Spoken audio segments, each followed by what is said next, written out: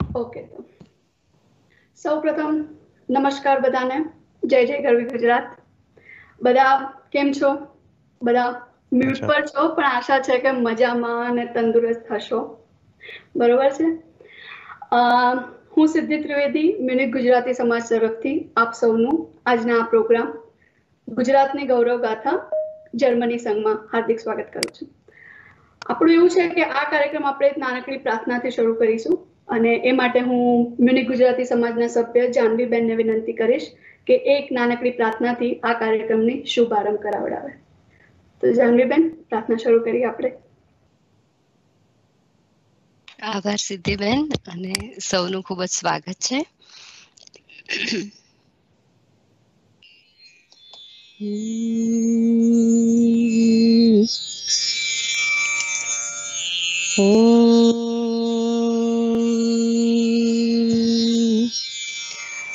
વક્રતુંડ મહાકાય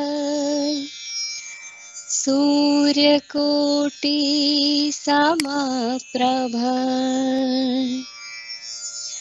નિર્વિઘ્નં કુરુ મે દેવ સર્વકાર્યેષુ સર્વદા. યા કુંદેન્દુ તુષારહાર ધવલા યા શુભ્રવસ્ત્રામૃતા યા વીણાવરદંડમંડિતકરા યા શ્વેતપદ્માસના યા બ્રહ્માંચ્યુત શંકર પ્રભૃતિભિः દેવૈ સદા વંદિતા. સા માં પાતુ સરસ્વતી ભગવતી નિશેષજાડ્યાપહા.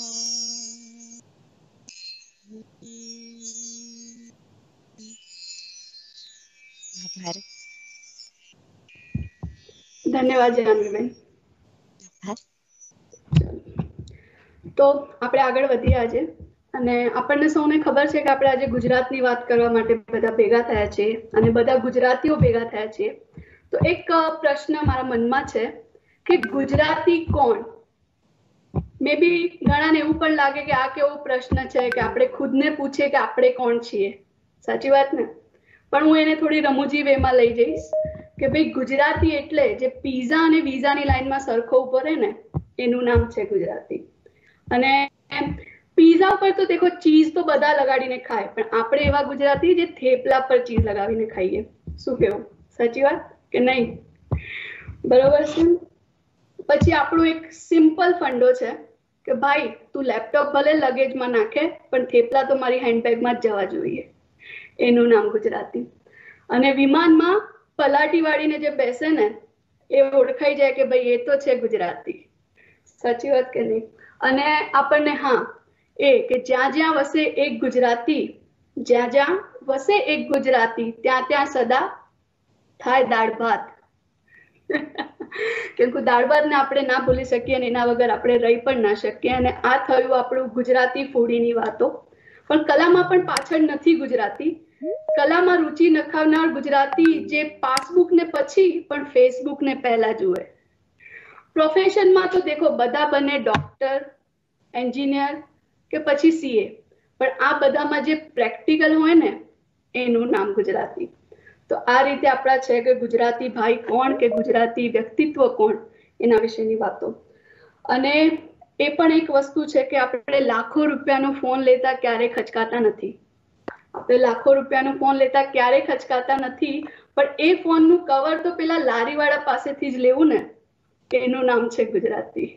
અને હું એમાં એક વાત પણ કહીશ કે મારો ફોન 1 વર્ષથી કવર વગર ફરી રહ્યો છે, કેમ કે જર્મનીમાં આપણને લારીવાળા મળતા નથી, અને 1 વર્ષથી હું ઇન્ડિયા જઈ નથી શકતી. બરોબર છે. આમાં ઘણા એમ પણ વિચારતા હશે કે બેને ઇનડાયરેક્ટલી કઈ પણ દીધું કે લાખોનો ફોન રાખે છે. પણ આ છે એક કળા ગુજરાતીઓની. અને અંતમાં હું એટલું કહીશ કે રિસ્ક લેવામાં ક્યારે ન ડરે ન પાછા પડે. રિસ્ક લેવામાં ન ક્યારે ડરે ન પાછા પડે, અને ઓપોર્ચ્યુનિટી જ્યાં પણ દેખાય ને ત્યાં ઝપકી લે, કે શું કહેવાય, પકડી લે ને, એનું નામ છે ગુજરાતી. તો આવા આપણે છીએ ગુજરાતી, અને આવા આપણા વ્યક્તિત્વ વિશેની વાત છે. તો આપણે ચલો 4 પંક્તિથી હું આપણા વિષયની તરફ આગળ વધીશ, આજનો જે આપણો કાર્યક્રમ છે એમાં. અને એ પંક્તિ એ રીતે છે કે લાગણીના જળ વડે મર્દન કરું છું, શબ્દ કાગળ પર ઘસી ચંદન કરું છું, 2 ગઝલ 2 ગીતોના પુષ્પો ચડાવી માતૃભૂમિને પ્રથમ વંદન કરું છું. કેમ કે આપણને સૌને આપણી જે માતૃભૂમિ અને માતૃભાષા છે એના ઉપર બહુ જ ગર્વ છે. ખરું છે કે નહીં? બરોબર છે. ચલો તો પછી આપણે આગળ વધીએ. આજના આપણા કાર્યક્રમમાં, આપણો જે વર્ચ્યુઅલ કાર્યક્રમ છે એમાં મહેમાન તરીકે ડોક્ટર સુરેશજી, જે મ્યુનિક જર્મનીથી, અને ઉત્સવજી પરમાર, જે ગુજરાત ઇન્ડિયાથી આપણી સાથે જોડાયા છે. નમસ્કાર. તો આપણે પહેલા સુરેશજીની વાત કરીએ અને એમને આપણે ઇન્ટ્રોડ્યુસ કરીએ અને એમને આપણે કહીએ કે વિનંતી કરીએ કે 2 શબ્દો આપણને કહે. પણ એ પહેલા હું એમનો થોડો પરિચય આપી દઈશ. જો કે મ્યુનિકમાં તો સુરેશજીને બધા જાણતા જ હશે, કેમ કે ઘણા મળ્યા પણ હશે એમને પર્સનલી ને એવી રીતે, પણ હું મારો એક નાનો સરખો ટ્રાય કરીશ એમનો પરિચય આપવાનો. બરોબર છે. તો સુરેશજી મૂળ મહારાષ્ટ્રના નાંદેડ ગામના છે, અને એમનો માધ્યમિક શિક્ષણ પછી એમને ડોક્ટરનો અભ્યાસ પૂરો કર્યો છે, અને અત્યારે IFS ઓફિસર તરીકે ફરજ બજાવી રહ્યા છે. તો આપણને એ પણ ક્વેશ્ચન થાય કે ભાઈ ડોક્ટર ને IFS કાંઈ સમજાતું નથી. પણ કાંઈ નહીં, હું ટ્રાય કરીશ એને સમજાવવાનો, અને પછી તો સુરેશજી છે જ જે આપણને સમજાવશે ડિટેલમાં. બરોબર. તો સુરેશજી એમના કેરિયરમાં MBBS અને MD ની પદવી ધારણ કરી, અને પછી એમને એવો વિચાર આવ્યો કે ભાઈ આ કંઈક ખૂટી રહ્યું છે દેશની સેવા કરવા માટે, ઇટ્સ નોટ ધેટ ઇનફ. બરોબર છે. તો આ જ વિચાર સાથે એમને UPSC ની તૈયારી ચાલુ કરેલી, અને UPSCમાં 2018માં એ સારા રેન્ક સાથે પાસ થયા, અને IFS ઓફિસર તરીકે જૂન 2019માં એમને મિનિસ્ટ્રી ઓફ એક્સટર્નલ અફેરમાં ફરજ બજાવવાની ચાલુ કરેલી. અને ટૂંક જ સમયમાં એમની પોસ્ટિંગ બર્લિનમાં ઇન્ડિયન એમ્બસીમાં થયેલી, અને ત્યાં એમને નવેમ્બર 2020 સુધી ફરજ બજાવી, અને નવેમ્બર 2020 પછી એ અત્યારે મ્યુનિકમાં કાઉન્સિલરમાં આપણને સેવા આપી રહ્યા છે. તો હું હવે વધારે મારી તરફથી સમય નહીં લઈશ, અને હું એમને આમંત્રિત કરીશ. फर्स्ट ऑफ ऑल स्वागत है सुरेश जी. शायद आप म्यूट पे हो. आपका बहुत बहुत धन्यवाद हमें आज ज्वाइन करने के लिए. सुन सकते हो आप हमें? Yes, am I audible? Yes, now audible. Okay. So first of all, again I will speak. स्वागत है. Thank you. Thank you so much हमें ज्वाइन करने के लिए आज, और हमें टाइम देने के लिए. और शायद मैं बस इतना बोलना चाहूंगी कि मातृभाषा जो हमारी है उसमें आपको थोड़ी बहुत डिफिकल्टी हो समझने में, but I will make sure कि जो इमोशंस है वो आप जरूर समझ पाएंगे उसके पीछे के. Thank you so much. और मैं अभी विनंती करती हूँ कि आप 2 शब्द आज के कार्यक्रम के विषय पे कहें अपनी तरफ से. Thank you. First of all, let me thank Munich Gujarati Samaj for inviting me here. I am representing the Consulate General of India, Munich, here in Germany, and I was very happy to know that Gujarati Samaj has organized such kind of an event. Nowadays, it is very difficult to organize events anyways because of the ongoing crisis, but such initiatives keep the momentum going. They bind us all together. And जब मुझे पता चला कि ऐसा event Gujarati समाज organise कर रहा है तो मुझे बहुत खुशी हुई. ध्रुव जी ने मुझसे पूछा कि आपको गुजराती समझ में आती है क्या, તો હું ગુજરાતી નથી બોલી શકતો, પણ મને ગુજરાતી ભાષા અને સંસ્કૃતિ ગમે છે. ઘણું છે. Hopefully in my tenure here in these 3 years इतना इंटरेक्शन बढ़ जाए मेरा गुजराती समाज के साथ कि मैं फ्लुएंटली गुजराती बोल सकूं आपके साथ by the end of my tenure here. So let's hope that. आपने सिद्धि जी बहुत ही अच्छा इंट्रोडक्शन दिया कि गुजराती कौन होते हैं या वो कैसे होते हैं। तो मैं पहले तो स्टार्ट करना चाहूँगा मेरे पर्सनल कनेक्शन से। तो first of all family connection भी है, मेरे जीजा जी गुजराती हैं। और जब मैं फर्स्ट टाइम यहाँ पे आया था बर्लिन में, तो you can understand, you could be the the topmost person, you could be an officer, आप कुछ भी हो, पर आप जब यहाँ आते हो तो सबसे ज्यादा आपको जिस चीज की याद आती है, ऑफ कोर्स फैमिली तो है ही, बट सबसे ज्यादा प्रैक्टिकली जिसकी याद आती है वो है खाना। और जब मैं बर्लिन में आया था फर्स्ट टाइम, तो ठीक है आप कितना भी यूरोपियन खाना खा लीजिए, आप कितना भी रेस्टोरेंट में जाइए, बट एक टाइम के बाद आपको घर के खाने की याद आती है। और जो इंडियन रेस्टोरेंट्स हैं यहाँ पे वो थोड़े जर्मनाइज्ड हो चुके हैं, तो वो घर वाला फील नहीं आ पाता। So I was searching for good Indian food, homemade food. तो मुझे लगभग 1 साल जिन्होंने एकदम प्यार से खाना खिलाया, अपने घर जैसा माना और घर का खाना मुझे दिया, वो थे हमारे पटेल भाई। मैं आज भी उनको याद करता हूँ। बर्लिन में वो हमारी एम्बेसी के, वो कमर्शियली नहीं देते, बट जो एम्बेसी के नए लोग आए हुए हैं उनको एज ए हेल्प अपनी तरफ से खाना प्रोवाइड करते हैं। और वो ट्रांजैक्शनल नहीं है। See Gujaratis are known for business, but one thing I'd like to tell you कि डिफरेंस कहाँ आता है। तो गुजरातीज ना अपना हार्ट डालते हैं बिजनेस में भी, वो एक पर्सनल कनेक्शन लेके आते हैं, जिसकी वजह से वो एकदम प्रोफेशनल या ट्रांजैक्शनल नहीं रहता, एक फैमिली बन जाती है। And that was my relation with हमारे जो पटेल भाई थे उनके साथ। और जो आपने कहा थेपले पे चीज एंड ऑल, तो वो सब ट्राई करवाया उन्होंने, हमें सारी ट्रेडिशनल डिशेस खिलाई और बहुत ही प्यार से हम सबको वो वहाँ पे खाना खिलाते थे, फेस्टिवल्स में इनवाइट करते थे। तो that is my personal connection, that is on a personal front. And plus training के टाइम पे it was the first time I went to Gujarat. We had a training in Ahmedabad and in Gandhinagar. So I was stunned to see the kind of development, the hospitality, the loving nature of the people. और मुझे तो लगा कि tourism sector में there is so much more potential अभी भी, despite all the बहुत अच्छे से प्रमोट किया जा रहा है, बट फिर भी इतनी प्यारी लगी वो जगह। और जब मैं साबरमती रिवर फ्रंट पे था, स्पेशली शाम का वक्त था, तो आई एम टेलिंग यू मेरे तो पैर ही नहीं निकले वहां से, कि जाने का मन ही नहीं किया। और जाते वक्त भी गुजरात से we had such fond memories, और वो सब लेके मैं यहाँ आया था। एंड देन हमें पटेल भाई मिले, तो वो कंटिन्यूअस एक कनेक्शन बना हुआ है। और यहाँ जब आया हूँ तब ध्रुव जी है, गुजराती समाज है, तो वो कनेक्शन बना ही हुआ है। So that is on a personal front. अब अगर मैं बात करूं गुजरात की और गुजरातीज की इन जनरल, तो we are so proud to see the progress that Gujarat has made, because here we are talking about Gujaratni Gaurav Gatha, right? How far Gujarat has come. So if you see post independence जो हालत थी और उसके बाद गुजरात आज कहाँ तक पहुंचा है, तो it is setting a trend for every other state. आप जीडीपी की बात करो, जीएसडीपी की बात करो, तो इट्स ओवर 250 बिलियन। आप कंट्रीज देखो अगर, तो पोर्चुगल, ग्रीस, न्यूजीलैंड, इन जैसी कंट्रीज से भी ज्यादा जीडीपी आज अकेला गुजरात स्टेट प्रोड्यूस कर रहा है, विच इज इनक्रेडिबल। एंड अगर आप ग्रोथ रेट की बात करो, तो it has always been over 10%, 12%। These are phenomenal numbers.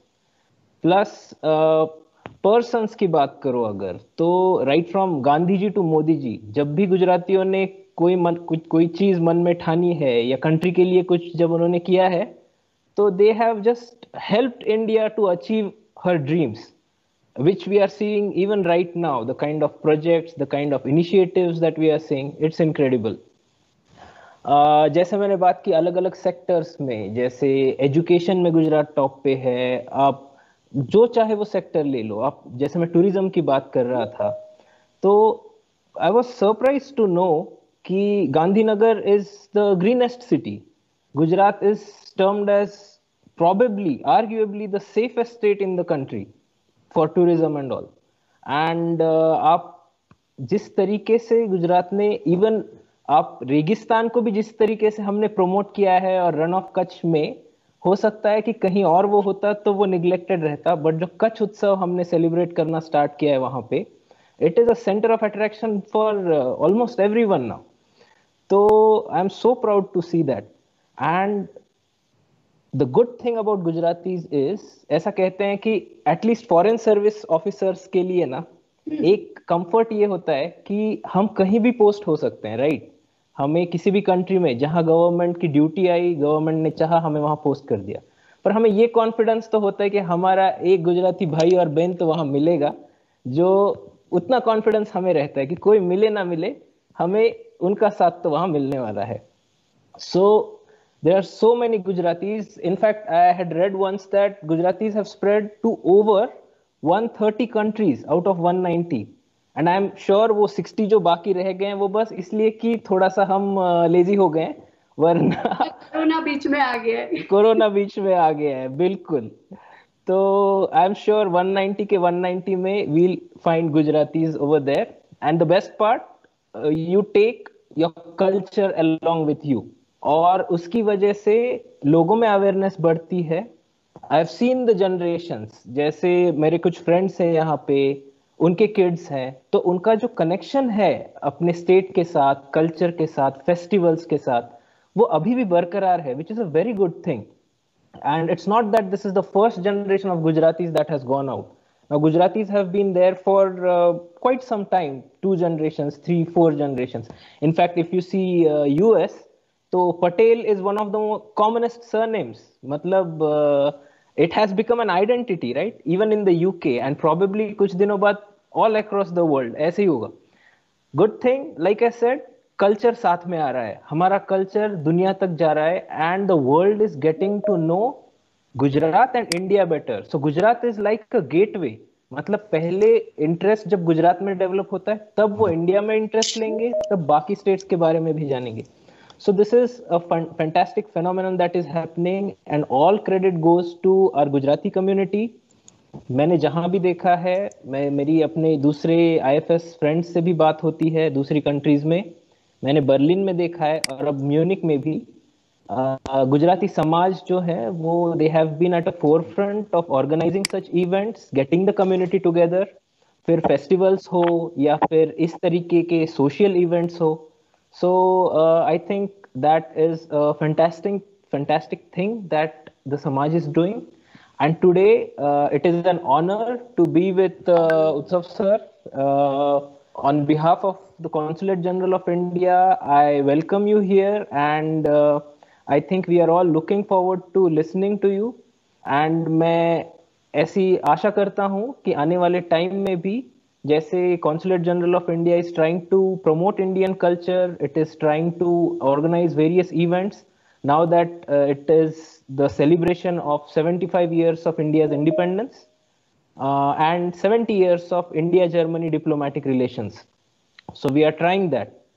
So let's see, we'll promote our state, our country, all across Germany, all across Europe, and let's set trends so that other countries, other people can follow suit, other states can follow suit. Thank you so much, Gujarati Samaj, for organizing this wonderful event. We are looking forward to listening to you, sir. Thank you. Okay. Thank you so much, Suryaji, for your kind words. And I must say it will motivate us to do good works and to alive our culture out of India.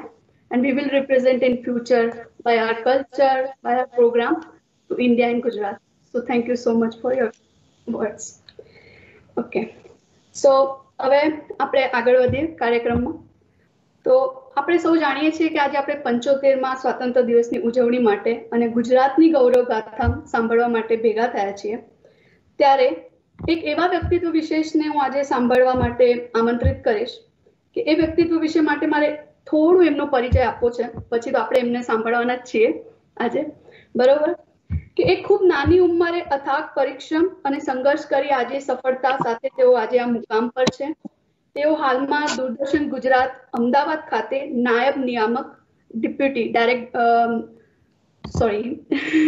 Director તરીકે ફરજ બજાવી રહ્યા છે અને DD ગિરનારના સફળ કાર્યક્રમ તેવા આપના મુદ્દા આપની વાતોના તેઓ સંવાદદાતા છે અને તે આપણા નાયબ રાષ્ટ્રપતિ શ્રી વેંકૈયા નાયડુજી સાથે દક્ષિણ અમેરિકા અને મધ્ય અમેરિકાના સફર દરમિયાન જર્મની પણ આવી ચૂકેલા છે અને ગુજરાતી ભાષામાં એ અદ્ભુત પ્રભાવ ધરાવે છે અને ઉત્સવજી પોતે લેખક પણ છે અને તેઓ સ્કૂલ સમયથી કવિતાઓ અને લેખનો લખે છે અને તેઓનો અભ્યાસ ગાંધીનગર ખાતે સેન્ટ ઝેવિયર્સ સ્કૂલમાં થયેલો છે અને તે ફાર્મસીમાં ગ્રેજ્યુએટ છે. તો આવા પ્રભાવશાળી વ્યક્તિને હું આગ્રહ કરીશ કે આપ આવો અને આ કાર્યક્રમની શુભારંભ કરો અને હું એમને હેન્ડઓવર કરું એ પહેલા હું આપણા ઓડિયન્સને વિનંતી કરીશ કે આ કાર્યક્રમ દરમિયાન જો તમને કંઈ ક્વેશ્ચન થાય મનમાં તો તમે ચેટમાં એને લખી શકો છો. તો આપણે કાર્યક્રમના અંતમાં એ પ્રશ્નના જવાબ ઉત્સવભાઈના મદદથી સોલ્વ કરવાનો કે લેવાનો ટ્રાય કરીશું. તો ત્યાં સુધીમાં હું હવે ઉત્સવભાઈને હેન્ડઓવર કરીશ અને ખૂબ ખૂબ આભાર ઉત્સવભાઈ, તમે અહીંયા જોડાયા અમારા સાથે અને હવે આપણે કાર્યક્રમની શરૂઆત કરીએ. ઉત્સવભાઈ, માઇક ઇઝ યોર્સ.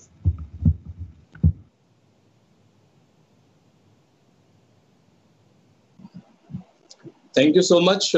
ખૂબ ખૂબ આભાર આપનો અને આઈ એમ સો હેપી કે આજે મ્યુનિક ગુજરાતી સમાજના ઉપક્રમે જર્મનીમાં વસતા ગુજરાતીઓ સાથે વાતચીત થઈ રહી છે અને જે કોન્સ્યુલેટ જનરલ છે એમની ઓફિસમાં જે ડોક્ટર સુએસ ચૌહાણ છે, thank you so much for વાત કરવા માટે અમારી સાથે અને આવકારવા માટે. ભરતભાઈ જોશીજી, જય નાયક, રિદ્ધિબેન અને ઘણા બધા મિત્રો અહીંયા જોડાયા છે. અજય વ્યાસ, અક્ષર, બેલા, નાગર, આ બધા નામ દેખાઈ રહ્યા છે મારી આગળ. મને ખાતરી છે કે ગુજરાતના ખૂણે ખૂણે આ બધા લોકોની યાદો જોડાયેલી હશે અને તમને જાણીને આનંદ થશે કે આજે 21મી માર્ચ છે, વિશ્વ વન દિવસ છે, ગઈકાલે ચકલી દિવસ હતો અને આજે ગાંધીનગરના આંગણેથી તમારી સાથે મ્યુનિકમાં વાત કરી રહ્યો છું. It is really a privilege. તો ગુટન ટાગ, es ist mir ein Freude mit Lehnen zu sprechen und mein Gedanken zu teilen. Ich danke Gujarati Munich Samaj aufrichtig für diese Gelegenheit. So,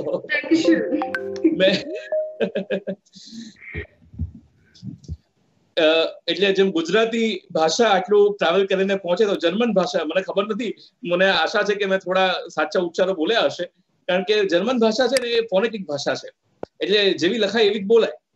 અને હું થોડી ઘણી જર્મન શીખેલો છું. અહીંયા આગળ જયારે વિદ્યાર્થી તરીકે હતો તો એકાદ મહિનો મને જર્મન શીખવાનો મોકો મળેલો અને એક જર્મન છોકરીને મેં ગુજરાતી શીખવાડેલી મારા કોલેજ કાળ દરમિયાન. એટલે થોડું ઘણું મને યાદ છે અને જયારે વાત કરવાની થઈ ત્યારે મને થયું કે લાવો આપણે વાત કરીએ, સંવાદ કરીએ. તો ખૂબ ખૂબ સ્વાગત છે આપ સૌનું. અને આજે જે કાર્યક્રમ જે છે ગુજરાતી ગૌરવ ગાથાની આપણે વાત કરવી છે એ જાણવાનો નહીં પણ માણવાનો કાર્યક્રમ છે. કેમ કે આ ગુજરાતની અસ્મિતાની જે વાત હોય ને એ આપણને બધાને ખબર જ હોય. આપણો ભાઈબંધ આપણી બાજુમાં બેઠો હોય તો ઘણી વાર એકને એક વાત બીજી 10 વાર કહેતો હશે પણ એમાં એવું છે કે આપણને ખબર હોય કે ભાઈ એની વાતમાં શું છે. ગુજરાતની ગૌરવ ગાથા, કારણ કે આપણે સૌ ગુજરાતીઓ છે, આપણા ડીએનએમાં ગુજરાતી છે એટલે એની વાત આપણને ખબર ના હોય એવું ના હોય પણ એને વારંવાર યાદ કરવાની, જે માણ્યું એનું સ્મરણ કરવાની જે મજા હોય એ મજા આપણે કરવાની છે. એટલે જાણવા કરતા માણવાનો આજે ઉત્સવ આપણે કરીએ છીએ. અને મ્યુનિકની જ્યાં સુધી મને ખ્યાલ છે ત્યાં સુધી તો ઘણા મિત્રો મ્યુનિકમાં છે, જર્મનીમાં પણ છે. એટલે મને ખ્યાલ છે કે મ્યુનિક ઇઝ અ વેરી ઉત્સવ પ્રેમી શહેર છે. ખાસા ફેસ્ટિવલ્સ ત્યાં થયા કરતા હોય છે, ઘણા બધા ફેસ્ટિવલ્સ હોય છે, હંમેશા વાતાવરણ બહુ સરસ રહેતું હોય છે. એટલે જેમ અહીંયા સાબરમતીના કિનારાથી બોલી રહ્યો છે તેમ તમે ઈસાર નદીના કિનારે ફેસ્ટિવલ્સ કરતા હશો, મળતા હશો, તેના પાર્ક્સમાં તમારી પાણીપુરની પાર્ટીઓ ચાલતી હશે. તો મને લાગે છે કે આપણા જે સંસ્કૃતિ છે, આપણી જે નદી કિનારે વસેલી સંસ્કૃતિઓ છે એ સંસ્કૃતિઓ સાથે બહુ જ અદ્ભુત નાતો આપણો રહેલો હોય છે. મારે જે મારી વાતની આજે શરૂઆત કરવી છે એ બહુ સરસ મજાની એક દંતકથાથી મારે કરવી છે. જ્યારે કાર્યક્રમનું નામ વિચારાતું ત્યારે મેં પણ એક નામ મેં સજેશન આપેલું. એટલે એક દંતકથા એવી છે કે એક જર્મનીમાં એક પુલ ઉપર એક કપલ ઊભું છે અને એક છોકરો છોકરીને ફૂલ આપી રહ્યો છે. હવે ફૂલ આપે છે ત્યારે પુલ પરથી, ત્યાં તો પુલ ના તમારે ત્યાં તો બધા ફૂટબ્રિજ ટાઈપનો પુલ હોય એટલે કદાચ એ છોકરો કદાચ ફૂલ આપતા પડી ગયો નદીમાં અને કદાચ નદી એને લઈ ગઈ. તો નદી માંથી વહેતા વહેતા જે ફૂલ આપ્યું છે એ ફૂલ આપીને એમ કે છે ફેરગિસ મિસ નિસ્ટ, ફર્ગેટ મી નોટ. એ ફૂલ આપીને એમ કે છે કે મને ભૂલતા નહીં. એટલે આ ફૂલ બધે યુરોપમાં બહુ વપરાય છે. જ્યારે કોઈ આપણે ત્યાં ગુલાબનો ફૂલ આપવાનો જે રિવાજ છે ઘણી જગ્યાએ યુરોપના, ખાસ કરીને પૂર્વ યુરોપના કલ્ચરમાં હોય છે કે આ ફૂલ ફેરગિસ મિસ નિસ્ટ તમે આપો, ફર્ગેટ મી નોટ ફ્લાવર તમે આપો. મતલબ તમે એમ કહો છો કે અમને ભૂલશો નહીં, હું પણ તમારી સાથે જ છું. એટલે કદાચ હું સાબરમતીના કિનારેથી તમે જે ઈસાલ નદીના કિનારે બેઠા છો એમને આ ફૂલ આપીને કહેવા માંગુ છું કે આ સંસ્કૃતિને ભૂલવા જેવી નથી. જર્મની સાથે મેં કહ્યું એ પ્રમાણે હું હેડ ટુ કમ 2018 ની અંદર જ હું પણ જર્મનીમાં આવ્યો હતો ઉપરાષ્ટ્રપતિ વેંકૈયા નાયડુ સાથે. ત્યારે I was very much impressed. ફ્રેન્કફર્ટમાં અમારો 1 દિવસ 2 દિવસનો ઉતારો હતો અને થોડું ઘણું અમે જર્મની ફરી શક્યા હતા. તો મને યાદ છે કે ટેકનિકલ, કારણ કે અમે તો પેલું મોટું જમ્બો પ્લેન આવે છે એ પ્લેન અમારું આવ્યું અને ફટાક દઈને સીડી, બીજા બધા દેશોમાં એવું થયું કે ત્યાં પેલી નોર્મલ પ્લેન કરતા મોટું પ્લેન હોય એટલે પેલી સીડી ગોઠવતા વાર લાગે. અહીંયા ફટાક દઈને ગોઠવાઈ ગઈ. એટલે ત્યાં જ આઈડિયા આવી ગયો કે ભાઈ આ જર્મની ટેકનિકલી આગળ કેમ હોય છે.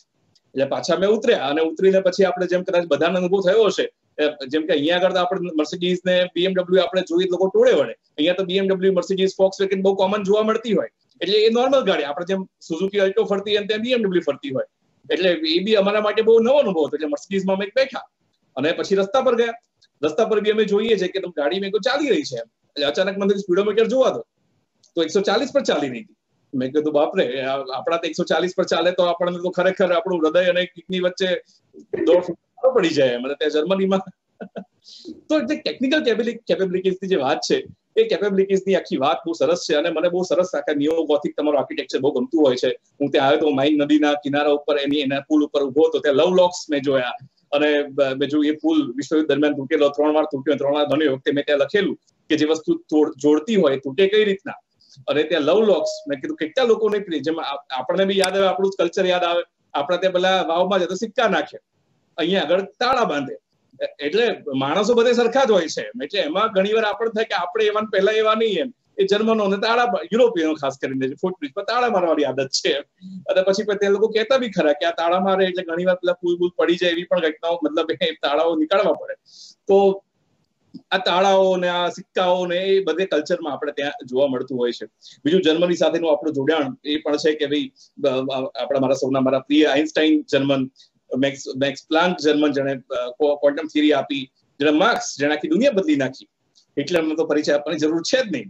ગોથે જેવા કવિ પણ હોય. મેક્સ મુલર, તમને જાણીને આનંદ થશે કે આપણા ત્યાં અમદાવાદમાં આપણે મેક્સ મુલર ભવન છે. મેક્સ મુલર જે વ્યક્તિ છે કે જેણે ખરેખર ઘણા બધા વેદોનો બી ઘણા બધા સંસ્કૃતમાંથી આખો ટ્રાન્સલેશન કર્યું છે. ઇવન સંસ્કૃતમાંથી ટ્રાન્સલેશન કાર્લ માર્ક્સે પણ કર્યું છે. જે ભારતીય સંસ્કૃતિની જે વાતો હોય એ બધી વાતો એમણે પણ લીધી છે. ટેકનિકલી જ છે, બરાબર છે. ફ્રાન્સ કાફકા, શોપનહાયર, આ બધા પણ જર્મન માણસો છે કે જે લોકોએ દુનિયાને ઘણી બધી વસ્તુઓ આપી છે ને એમની વાતો, એમના વિચારો આપણે ગુજરાતી ભાષામાં અહીંયા બેસીને અમે સાંભળ્યા હોય. તો જર્મની સાથે આપણો નાતો બહુ અતૂટ રહ્યો છે. બીજું કે જર્મનીની વાત કરીએ તો તમને કદાચ જાણીને આનંદ થશે કે અભિજ્ઞાન શાકુંતલમ, જેમ કે તમને બહુ કે આપણું જે સંસ્કૃત અને જર્મન ઘણા બધા મિત્રોને ખબર પણ હશે. અહીંયા જર્મનમાં જે સંસ્કૃત યુનિવર્સિટીઓ બી ચાલે, સંસ્કૃત યુનિવર્સિટી સંસ્કૃતના કોર્સિસ ચાલે છે. એટલે જેમ આપણા ત્યાં નદી સ્ત્રીલિંગ છે, આપણા જેમ બારી સ્ત્રીલિંગ છે, બાણું પુલ્લિંગ છે, બાણું જ્ઞાનેતરલિંગ છે, એમ 3 લિંગો તમને ખબર છે. 3 જેન્ડર્સ તમને જર્મન ભાષામાં પણ જોવા મળે છે. આપણે સંસ્કૃતમાં તી તહંતી આવતું હતું કાર્ડને બતાવવા માટે. આની અંદર પણ તમારે પાછળ જે જોડાવાનું આવે છે ઈ એસ જે તે લગાવતા, મને ભાષા નથી આવડતી પણ મને એનું થોડું ઘણું ગ્રામર શીખ્યું હતું એટલે મને યાદ છે. એટલે આપણી ભાષાઓ બી બહુ મળતી આવે. એટલા માટે જ ભારતીય ભાષાના જે સંસ્કૃતના પુસ્તકો છે એના ખાસ કરીને અનુવાદ જર્મનોએ બહુ વધારે કર્યા છે. ખાસ જે તમે ઇર્વિન સ્ટ્રોડિંજરનું જે પુસ્તક છે, તમે વોટ ઇઝ લાઈફ તમે વાંચો તો વોટ ઇઝ લાઈફમાં હમણાં ઉપનિષદો વિશે વાત કરી છે. મેક્સ મુલર જે હતા તો જે અભિજ્ઞાન શાકુંતલમ છે 18મી સદીના જર્મનીમાં અભિજ્ઞાન શાકુંતલમનું નાટક છે એને સુપરસ્ટાર જેવો દરજ્જો હતો. તો આ આપણું એક કલ્ચર જે કહેવાય કે જ્યાંથી આવે છે, આપણે જે ઇન્ડો યુરોપિયન ભાષાઓ છે, એટલે આપણા જે નાળ સંબંધો છે, આપણા જે ભાષાના સંબંધો છે એ બધા આપણા અહીંયા આવી રીતના જોડાયેલા છે. તો આ બહુ જ મજાની વાત છે જર્મનીની, એ વાત છે. હવે આપણે ગુજરાત પર આવીએ. એટલે ગુજરાતની આપણે વાત કરીએ તો ગુજરાતની ગૌરવગાથા બેને બહુ સરસ મજાની વાત કરી. ચીઝ ઢેબરાની વાત કરી, પાસબુક ને ફેસબુક ની પણ વાત કરી. એમણે બહુ સરસ વાત કરી કે આપણો ફોન ભલે આઈફોન મોંઘો હોય પણ આપણે ટફન ગ્લાસ કે આપણો પાછળનું કડ લારી પરથી જ લેવાનું. એટલે લારી મ્યુનિકમાં નથી પણ લારી મતલબ એનો મતલબ ત્યાં ઓપોર્ચ્યુનિટી છે. તમે લારી ખોલો રિસ્ક ત્યાં લઈ શકો છો. એટલે ખરેખર એક તો બિઝનેસ આઈડિયા છે, મને એવું લાગ્યું. ઘણા મિત્રોનું કહેતો કે તમે પાણીપુરીની લારી ખોલો તો કેવું હોય ફોરેનની અંદર, તો એ પણ એક જોડાણ આપણું થતું હોય. તો ગુજરાતની જે વાત છે, કોઈ પણ હું માનું છું કે કોઈ પણ દેશ કાળ સમયને કોઈ ટૂંકા સમયમાં માપવો એ બહુ જ અશક્ય બાબત છે. જ્યારે પૃથ્વીનો ઇતિહાસ આટલો લાંબો હોય, માનવ જાતનો ઇતિહાસ આટલો લાંબો હોય, અને જ્યારે આપણે એક સ્ટેજ પર આવીને પહોંચ્યા છીએ, તો 75 વર્ષ તો એક માત્ર એક કાળનો એક ખંડ છે, એક ટુકડો છે. એ ટુકડાને આપણે જ્યારે જોવો હોય ત્યારે આપણે માનવ જાતિના ગુજરાતને બહુ પાછળ જઈને આપણે જોવું પડે. એટલે જો પહેલી ગુજરાતની ઓળખ જો આપણને આપવાની થાય ને, સૌથી પહેલી વાત મને યાદ આવે હડપ્પાનું લોથલ. હું 2018માં માફ કરજો 2019માં બહેરીન પણ જવાનો મને મોકો મળેલો. બહેરીન જયારે ગયો ત્યારે પ્રાઇમ મિનિસ્ટર જોડે જવાનું થયું. પ્રાઇમ મિનિસ્ટરનો પ્રવાસ હતો ત્યાં આગળ, બહેરીનના પ્રવાસ એવી રીતના ગયો.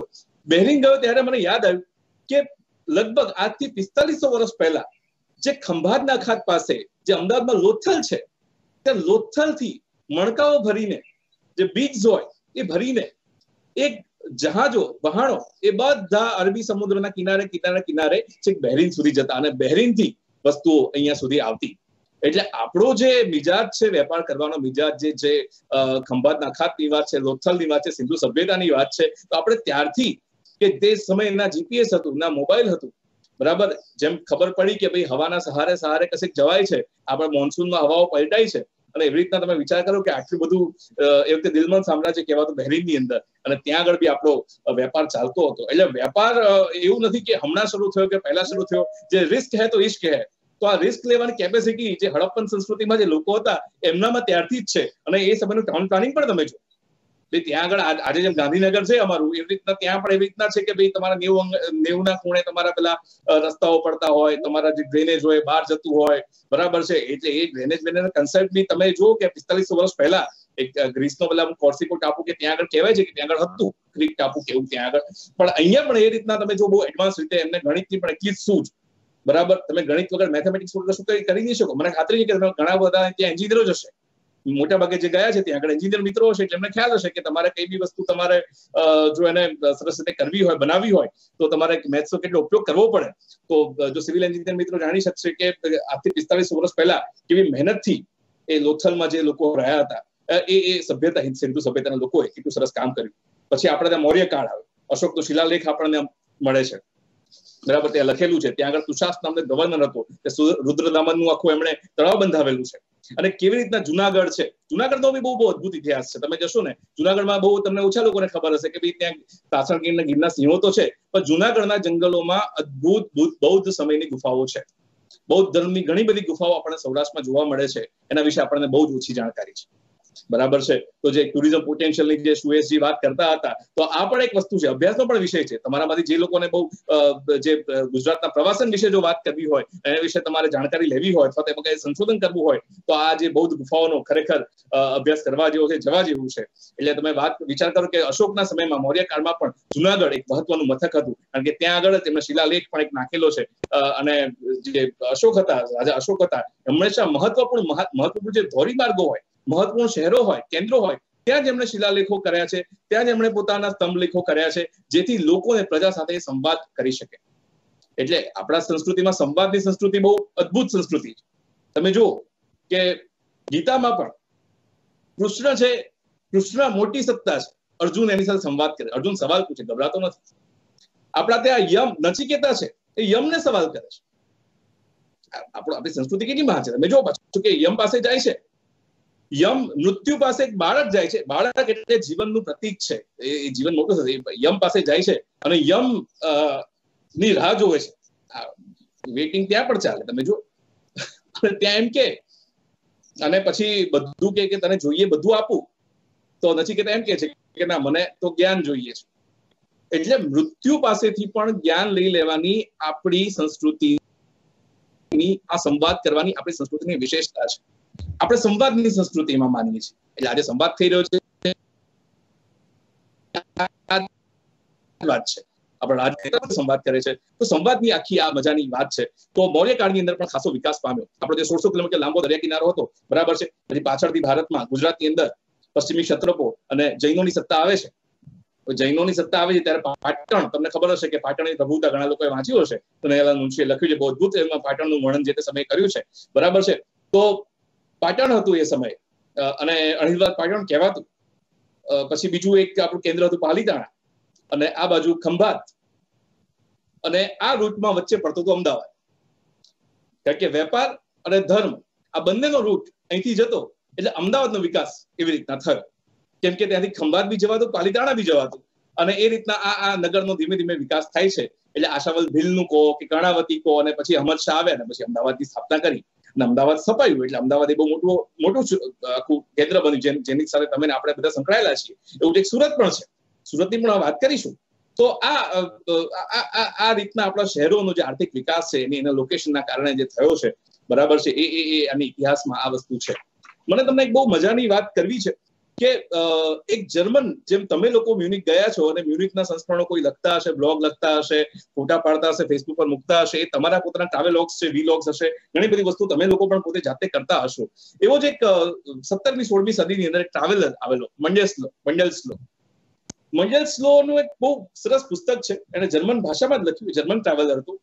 એટલે એ ઉતરે સુરતની અંદર, અને સુરતથી એ અમદાવાદ જાય છે, અને ખાસો સમય લગભગ 1-2 વર્ષ 1639-38 ની આસપાસ લગભગ એકાદ વર્ષ સુધી મંડેલ્સલો એ ગુજરાતમાં રહે છે, અને બહુ ડિટેલમાં બધી વાતો આપે છે. જર્મન તમને કોઈ મિત્ર મળે તો કહેજો કે ના, સુરત અમદાવાદ વિશે એમણે ઘણું લખ્યું છે. એટલે કેવી વાતો આપે છે, બહુ મજાની વાત છે. એટલે લખે છે કે સુરત એ સમયમાં 1639માં કે બહુ ધમધમતું શહેર.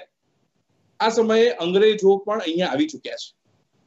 આ સમયે મુઘલોનું રાજ ચાલે છે. તમને ખબર હશે, આપણે પેલું સમાજ વિદ્યાની ચોપડીમાં ભણ્યા હતા ધોરણ 8માં, તો ટોમસ રો છે એ ત્યાં ગયો હતો, પરવાનો માંગ્યો હતો સુરતમાં જહાંગીર પાસે, અને ત્યાં આગળ કોઠી સ્થાપી. સુરતમાં પહેલી કોઠી સ્થપાઈ છે અંગ્રેજોની. આપણે લખ્યું છે, તમને માર્ક્સ બી મળ્યા હશે. એની તો માર્કશીટ આવી, તમે પાસ થઈને વિઝા લઈને ત્યાં જર્મની પહોંચ્યા. તો એ સુરતની અંદર એ કોને કહે છે કે ધમધમતો વેપાર છે, કે યુરોપથી વહાણો સતત આવ્યા કરે છે, જયા કરે છે. આટલી જાહો જલાલી છે આ શહેરની અંદર કે જેની વાત ના પૂછો. આ એક જર્મન લેખક, જર્મન ટ્રાવેલર તમને કહે છે, યુરોપથી આવતા એની વાત કરે છે. પછી એને મન ક્યાં થયું એ વખતે કે મારે તો અમદાવાદ જવું છે. ત્યારે તો કઈ ટ્રેન હતી નહીં આપણી પાસે, કે બસો બી નથી. એટલે અંગ્રેજ ઓફિસરે વ્યવસ્થા કરી. અરે તમે નહીં માનો મિત્રો, એનો જે રૂટ છે ને એ આજના એક્સપ્રેસ હાઈવે જેવો જ છે. જે રૂટ એક્સપ્રેસ હાઈવે નો છે એ રૂટ પર એ પાછો સુરતથી અહીંયા જાય છે. વડોદરામાં આવ્યો તે વખતે સંખેડા, તો સંખેડા ગામ બી એની પાસે આવે છે. તો સંખેડા વિશે લખે છે કે અહીંયા લાકડાની કારીગરી બહુ સારી થાય છે, અને એને લખ્યું છે કે વડોદરાની અંદર વાર્ષિક 25,000 પાઉન્ડ જેટલું લેકર કહીએ લાખનો ઉત્પાદન થાય છે. અહીંયા વણકર છે, અહીંયા રંગકામ ઉદ્યોગ છે, આ બધી વાત છે. પછી આણંદના સોજિત્રા થઈને, સોજિત્રા ગામ બી લખે છે, નામ લખે છે, સોજિત્રા થઈને એ અમદાવાદ આવે છે. અમદાવાદ વિશે શું લખે છે? એમ કે છે કે અહીંયા સખત પહોળા રસ્તા છે, અહીંયા રાત દિવસ એ ચોકીદારો શહેરની ચોકી કરે છે. અહીંયા સિલ્ક પુષ્કળ થાય છે, કોટન પુષ્કળ થાય છે, કે દુનિયાના પ્રમાણમાં સિલ્ક અને કોટન નથી. અને અહીંયા આગળ પણ ગોલ્ડ અને સિલ્વર પુષ્કળ છે. અને બીજી વાત નોંધે છે કે અમદાવાદમાં છે ને એ મોટા મોટા વાંદરાઓ બહુ ફરે છે. એ મોટા વાંદરાઓ છે, એટલે જે આપણે હનુમાન લંગુર જે આપણે કહીએ, અને માકડાઓ જોયા છે કદાચ, પણ જે હનુમાન લંગુર કાળા મોં વાળા, એટલે એ લખે છે કે બિગ મંકીઝ એમ, કે એ અમદાવાદમાં ફરી રહ્યા છે. તો તમે જો કે આ એક જર્મન વ્યક્તિએ જે એ વખતનું આપ્યું છે, જે આખી ગુજરાતની એને યાત્રા કરી, તો એ જર્મનીનો આપણી સાથેનો જે સંબંધ છે એ આ સંબંધ છે. તો મંડેલ્સલોને હંમેશા યાદ રાખજો તમે કે આવો એક વ્યક્તિ 16મી 17મી સદીમાં ભારતમાં આવ્યો હતો, ગુજરાતમાં આવ્યો અને ગુજરાતમાં પછી આગળ વધ્યો. પછી એક આપણે આવી બ્રિટિશ કાળ ઉપર. બ્રિટિશ કાળ પણ એવો હતો કે ભાઈ તમને ખબર હશે કે ભાઈ સૌથી પહેલા સુરતમાં એમણે કોઠી સ્થાપી. પહેલા તો એવું હતું કે ભારત બહુ એક એંગસ મેડિસન નામનો એક મને યાદ આવે છે, એક હિસ્ટોરિયન છે, બ્રિટિશ હિસ્ટોરિયન છે.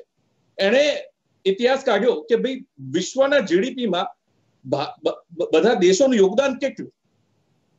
એમ કે છે કે પહેલી સદીની અંદર આ બ્રિટિશ હિસ્ટોરિયન કહે છે, એકાઉન્ટન્ટ કરીને, કે પહેલી સદીમાં ભારતનું વિશ્વ જીડીપીમાં યોગદાન 32% હતું, 32%. લગભગ 18મી સદી સુધી એ 24% જેટલું હતું. એક રીતે we were super power, economic super power. કોઈ દેશનું 32% યોગદાન હોય એનો મતલબ શું થાય? તો we were super power, economic super power. આ બ્રિટિશર કહે છે, આપણા માણસો નથી કહેતા, બ્રિટિશર કહે છે. તો અંગ્રેજોને ચિંતા થઈ એ જે સમય હતું એમાં એવું હતું કે પહેલા તો આપણે જે અહીંયા આગળ વસ્તુઓ બનતી, આ જ વસ્તુઓ એક્સપોર્ટ યુરોપ થતી અને ત્યાંથી જે થતું બધું વેચાતું. પછી એમાં થયું કે આપણે ઔદ્યોગિક ક્રાંતિ થઈ એટલે થયું કે આપણે અહીંથી કાચો માલ લઈ જઈએ, કાચો માલ બ્રિટન લઈ જઈએ, ત્યાં જે વસ્તુ બને એને પાછી કાચો માલ એક્સપોર્ટ કરીએ અને પછી ઇમ્પોર્ટમાં વસ્તુ બનાવીએ તો આપણને વધારે ફાયદો થશે. આવું કરવામાં એવું થયું કે આપણા બધા ઉદ્યોગો તૂટવા લાગે. અને એ તમને ખબર છે કે એટલે આપણે 18મી સદી આવતા આપણી બહુ પતનની જે શરૂઆત થાય છે, બરાબર છે. એટલે આપણા હસ્ત કારીગરો તૂટે છે, એમને શહેરો છોડવા પડે છે, રાજ્ય વ્યવસ્થા તૂટી જાય છે, અર્થવ્યવસ્થા તૂટી જાય છે, બરાબર છે. અંગ્રેજો ભલે રેલ લાયા, ભલે ટેલિગ્રાફ લાયા, બધું કહેવાય છે, પણ રેલ બી લાયા ક્યાં? કે જે આગળ બંદરો હતા, જે વેપાર કરવાનો હતો, જે સૈનિકો પહોંચાડવાના હતા. ટેલિગ્રાફ બી ક્યાં નાખ્યા? જે સૈનિક ઠેકાના હતા, જે વેપારી ઠેકાના હતા, તેમણે નાખ્યું. એટલે આ રીતના જો જોવા જઈએ તો બહુ જ પ્રકારની એ થઈ ગઈ હતી, જેની અંદર આત્મનિર્ભરતા જે આજનો શબ્દ છે ત્યારે પણ એ વસ્તુ થઈ. આવું થયું અમદાવાદના એક વેપારી રણછોડલાલ છોટાલાલ. આ અમદાવાદનો રેન્ચો છે. ઘણીવાર અમુક કેરેક્ટર એવા હોય કે જેને ઇતિહાસમાં બહુ જલ્દી આપણે યાદ ના કરતા હોઈએ. રણછોડલાલ છોટાલાલને એવા ઘણા બધા મહાજનો હતા અમદાવાદની અંદર. એમને એમ થયું કે ભાઈ આ જે ઇમ્પોર્ટ એક્સપોર્ટની આખી બધી વાતો ચાલે છે એમાં આપણું જ નુકસાન થઈ રહ્યું છે. વી ડોન્ટ વોન્ટ ધીસ, આપણે આને જ જોઈતું. એટલે એમણે વિચાર કરો કે એ સમયે અંગ્રેજોની સામે અમદાવાદમાં 1859માં પહેલી મિલ નાખી, ટેક્સટાઇલ મિલ, બરાબર છે. અને આ માણસ કેટલો હિંમત વાળો. હું તો કહું રણછોડલાલ ઉપર આખું પિક્ચર બની શકે છે. કોઈ ફિલ્મ મેકર હોય મિત્રો તમારે ત્યાંમાંથી અને કોઈ હોય તો એમને કહેજો રણછોડલાલનો અભ્યાસ કરે. આ માણસ ઉપર પિક્ચર બને એટલું એમનું તેજાબી જીવન છે, એટલું નાટ્યાત્મક જીવન આ માણસનું રહ્યું છે. પહેલો એમણે માલ સામાન મંગાવ્યો ત્યારે એવું થયું કે એ મિલની મશીનરી એ વહાણ આખું ખોવાઈ ગયું. વિચાર કરો, આટલું બધું જીવનમાં ક્યાંય મિલ જોઈ નથી, મિલ નાખવાની છે, પણ રિસ્ક લે એ ગુજરાત. એને ફરી પાછી મહેનત કરી, પૈસા ભેગા કર્યા અને પહેલી મિલ એ બી કોઈ અંગ્રેજ એન્જિનિયરની મદદથી જ નાખી. અને પહેલી મિલ એમણે નાખી અને એ 1916માં એ 50 વર્ષના ગાળામાં લગભગ આપણે 70 થી 75 મિલો અમદાવાદમાં ધમધમતી થઈ ગઈ હતી. Ahmedabad became the Manchester of East, બરાબર છે. જે મિલના ભૂંગળાઓની આપણે હંમેશા વાત કરતા હોઈએ છીએ કે જે મિલ, આ મિલનું દિલ છે આ રણછોડભાઈ છે, બરાબર છે. રણછોડભાઈ ખાલી આટલું નથી કર્યું.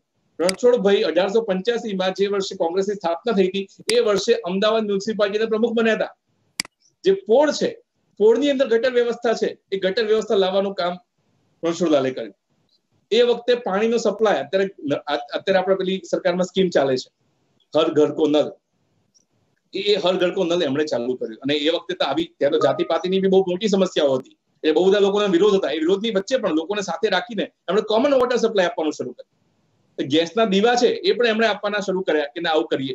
પહેલી ગર્લ્સ હાઈસ્કૂલ 1880ની આસપાસની વાત કરું છું, એ પણ રણછોડલાલે ચાલુ કરી.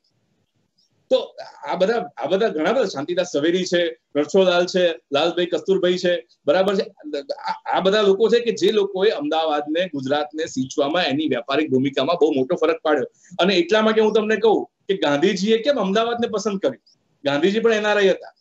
ઘણા લોકોને થાય કે અમે એનઆરઆઈ છે, અમારથી તો શું થાય, અમે તો અહીંયા સેટલ તરીકે અહીંયા કરીએ એમ. અમારે તો ખાલી ત્યાં અહીંયા ગુજરાત આવીએ ત્યારે ફાફડા અને થેપલા અહીંથી જર્મની લઈ જવાના અને જર્મન અહીંયાથી જે મિત્રો લિસ્ટ મંગાવે કે આ લેતા આવજો, કે તમે જે રીતના લાવતા હો એ પછી તમે અહીંયા પહોંચાડવાનું હોય. એટલે તમને થાય આ આપણું એનઆરઆઈ પણ અહીંયા પૂરું થઈ ગયું. તો ગુજરાતી તરીકે ગાંધીજી પણ એનઆરઆઈ. તમે વિચાર કરો કે 45 કે 45 કે 46 વર્ષની ઉંમરે ગાંધીજી તો શરૂ કરે છે કેરિયર એનું ભારત. 1915માં જયારે ગાંધીજી આવ્યા ત્યારે હી વોઝ 46 યર્સ ઓલ્ડ. એ તો દક્ષિણ આફ્રિકા મોટા ભાગની જિંદગી રહેલા. આપણે 45, એટલે એમની તમે જે જિંદગીની કથાઓ સાંભળો છો ભારતની આઝાદીની, એ એમના 45 વર્ષમાં પછીની શરૂ થયેલી છે. એટલે Gandhiji is a big inspiration. Ahmedabad એટલા માટે પસંદ કર્યું કે અમદાવાદની અંદર ઘણા બધા લોકો, ઘણા બધા એવા વેપારીઓ હતા, ઘણા બધા એવા ઉદ્યોગપતિઓ હતા કે જે આ લડતને એક આર્થિક સહાય પૂરી પાડી શકે. અહીંયા ખૂબ જ પ્રોગ્રેસિવ લોકો રહેતા હતા. એટલે આ ગુજરાત હતું, ગુજરાતની ભૂમિ હતી. ખાલી અહીંયા અને અહીંયા આગળ અહિંસક આંદોલન થયા છે એવું નહીં. લોર્ડ મિન્ટો ભારતનો વાઇસરોય હતો, ત્યારે રાયપુર દરવાજા આગળ એના પર બોમ્બ બી પડ્યો છે. એમાં એવું થતું કે બંગાળથી ક્રાંતિકારીઓ અહીંયા એને બોમ્બ બનાવતા શીખવાડતા અને ગુજરાતથી બંગાળમાં જઈને ગુજરાતીઓ ત્યાં આગળ એમને વેપાર ધંધા અને કપડાનું જ્ઞાન બધું આપતા. આમ આપણું એક ભારત શ્રેષ્ઠ ભારત એ વખતે પણ ચાલતું. તો એ રીતના આપણા જે લોકો છે એ રીતના આગળ વધ્યા છે. તો આ બ્રિટિશ આખી વાત છે. ગાંધી અને સરદારની વાત તમે જાણો છો, ખેડા સત્યાગ્રહ વિશે તમે જાણો છો, બારડોલી સત્યાગ્રહ વિશે જાણો છો. ગુજરાતની અંદર ના કેવલ આર્થિક પણ રાજનૈતિક પણ ઘણી બધી એ થઈ છે કે જેના વિશે આપણે હંમેશા વાંચીએ છીએ. અને એના કારણે એવું થયું કે અહીંયા આગળ જે ઇકોનોમિક એક્ટિવિટીઝ છે એને પણ સતત વેગ મળતો રહ્યો. એટલે અહીંયા આગળ રાજકારણ અને અર્થકારણ સમાંતર ચાલતું રહ્યું. 1942 ની અંદર તમને ખબર હશે પોલ્સન લગાવ, જૂના મિત્રો અહીંયા છે એમને ખબર હશે કે બટરની જગ્યાએ પોલ્સન લગાવો છે એવો શબ્દ વપરાય. આ મને પોલ્સન ના લગાય. અત્યારે આપણી પેઢી નથી વાપરતી, પણ જે જૂની પેઢી વાપરતી કે પોલ્સન લગાવે છે. પોલ્સન બેઝિકલી એક વિદેશી બટરની કંપની હતી. એટલે કે શું કરીએ, એટલે 1942માં કેટલાક આણંદ અને ખેડાની અંદર અમુક ખેડૂતો ભેગા થાય છે, એક સંઘ સ્થાપે છે, બરાબર. અને એ પોલ્સન બટરની સામે પોતાની પ્રોડક્ટ પોતાનું એ મૂકવાનું શરૂ કરે છે. અને એ જ આગળ જઈને ડોક્ટર વર્ગીસ કુરિયન ને બધા જોડાય છે. એ જ વ્હાઇટ રેવોલ્યુશન બને છે અને ત્યાં જ અમૂલની શરૂઆત થાય છે. આજે અમારે ઘણી વાર એવું બનતું હોય કે ઘણા બધા વિદેશી મહેમાનો આવતા હોય અથવા તો પછી બહારથી કોઈ ગેસ્ટ આવતા હોય અમારી ઓફિસોમાં કે અમારા ગુજરાતની મુલાકાતે, તો ઘણી વાર ડિનરનું મેનુ ડિસ્કસ કરવાની બહુ મજા આવે કે શું ખવડાવીશું અમને. એ બી બહુ ઇન્ટરેસ્ટિંગ હોય છે. એની અને ડિનરની મેનુની ચર્ચામાં પોતે મજા હોય છે, સાચું કહું તો. અમે હંમેશા આગ્રહ રાખીએ કે એવી વસ્તુઓ કે જે ગુજરાતના કલ્ચરને રિપ્રેઝેન્ટ કરતી હોય, એટલે ડેઝર્ટમાં અમે રાખીએ કે ભાઈ આ એક અમૂલનો આઈસ્ક્રીમ રાખીએ તો અમૂલની વાત કરતા કરતા આપણે આપણા ગુજરાતની આખી વાતો બધી કાઢી શકીએ, બરાબર. ઘણી બધી આપણી વાનગીઓ છે, પ્રોડક્ટ છે, એની તો વાત કરીએ, પણ એની પણ આપણે વાત કરી શકીએ. તો અમૂલની જે વાત છે એ વાત મને લાગે છે કે એ જોડે જોડે થાય એ આપણે કરતા હોઈએ છીએ. અને પછી આપણે આઝાદ થયા. આઝાદી સમયે આમ તો મને યાદ છે કે લગભગ કનૈયાલાલ મુનશીએ લગભગ કુમાર મેગેઝિનમાં 1927માં મહાગુજરાતની કોઈ કલ્પના કરી હતી. અને પછી યાજ્ઞિક અને બધાએ પકડી પાડ્યું અને 1960માં આપણે એક અલગ રાજ્ય બનીએ છીએ. આપણી પાસે સારી એવી ધરોહર છે, 1600 કિલોમીટર લાંબો દરિયા કિનારો છે, પણ આપણે પ્રગતિ જુઓ, એ પ્રગતિ ખાલી આપણા તમારી અને મારી પણ પ્રગતિ છે, એક મોટો પુરુષાર્થ છે. એ વખતે મિત્રો તમને જાણીને આશ્ચર્ય થશે, 1960માં પર કેપિટા ઇન્કમ ગુજરાતની 340 રૂપિયા. હાલ કેટલી છે? હાલ 2 લાખ રૂપિયાની આસપાસ પર કેપિટા ઇન્કમ છે. 2 લાખ રૂપિયાની આસપાસ. હા, પણ એ ખરું કે અહીંયા ઇન્કમ ઇનઇક્વાલિટી પણ એટલી જ છે. એ આપણે એ ગેપને આપણે તોડવાનો છે, એ વસ્તુને આપણે આગળ કરવાનો છે, બરાબર છે. બીજું કે 1970ના દાયકામાં જે બિલો પોવર્ટી લાઈન જે લોકો હોય એ 48% લોકો. બીજું કે ગરીબી રેખાની વ્યાખ્યાઓ પણ બહુ બદલાતી રહેતી હોય છે, એટલે વ્યાખ્યાઓમાં નહીં જઈએ, પણ તેમ છતાં પણ જે સરકારી આંકડા એમ કે છે કે લગભગ 48% જેટલા લોકો ગરીબી રેખા નીચે હતા. એ સંખ્યા આપણે 15%ની નીચે આજે આપણે લાવી ચૂક્યા છે. તો આ બહુ મોટી ઉપલબ્ધિ છે, બરાબર છે. જીડીપી ગ્રોથ રેટની જે સુએસજીએ વાત કરી, આપણો ગ્રોથ રેટ હંમેશા 10 થી 12% જેવો રહ્યો છે, હંમેશા 10 થી 12% જેવો રહ્યો છે. We have never lake. એક 1980નો સમય એવો હતો જ્યાં થોડો માઇનસમાં ગયા હતા થોડો સમય માટે, પણ પછી આપણો ગ્રોથ રેટ હંમેશા આ રીતના રહ્યો છે. ગ્રોથ રેટનો મતલબ શું થાય છે? આ બી ગ્રોથ રેટ બી સમજવા જેવી વસ્તુ છે. ગ્રોથ રેટનો મતલબ છે કે જ્યાં વિકાસની અપાર સંભાવનાઓ છે. આજે 15 વર્ષના છોકરામાં ગ્રોથ રેટની સંભાવના, પોસિબિલિટીઝ બહુ હાઈ હોય, 60 વર્ષના ડોસામાં ના હોય એટલી બધી. That means there are lots of opportunities.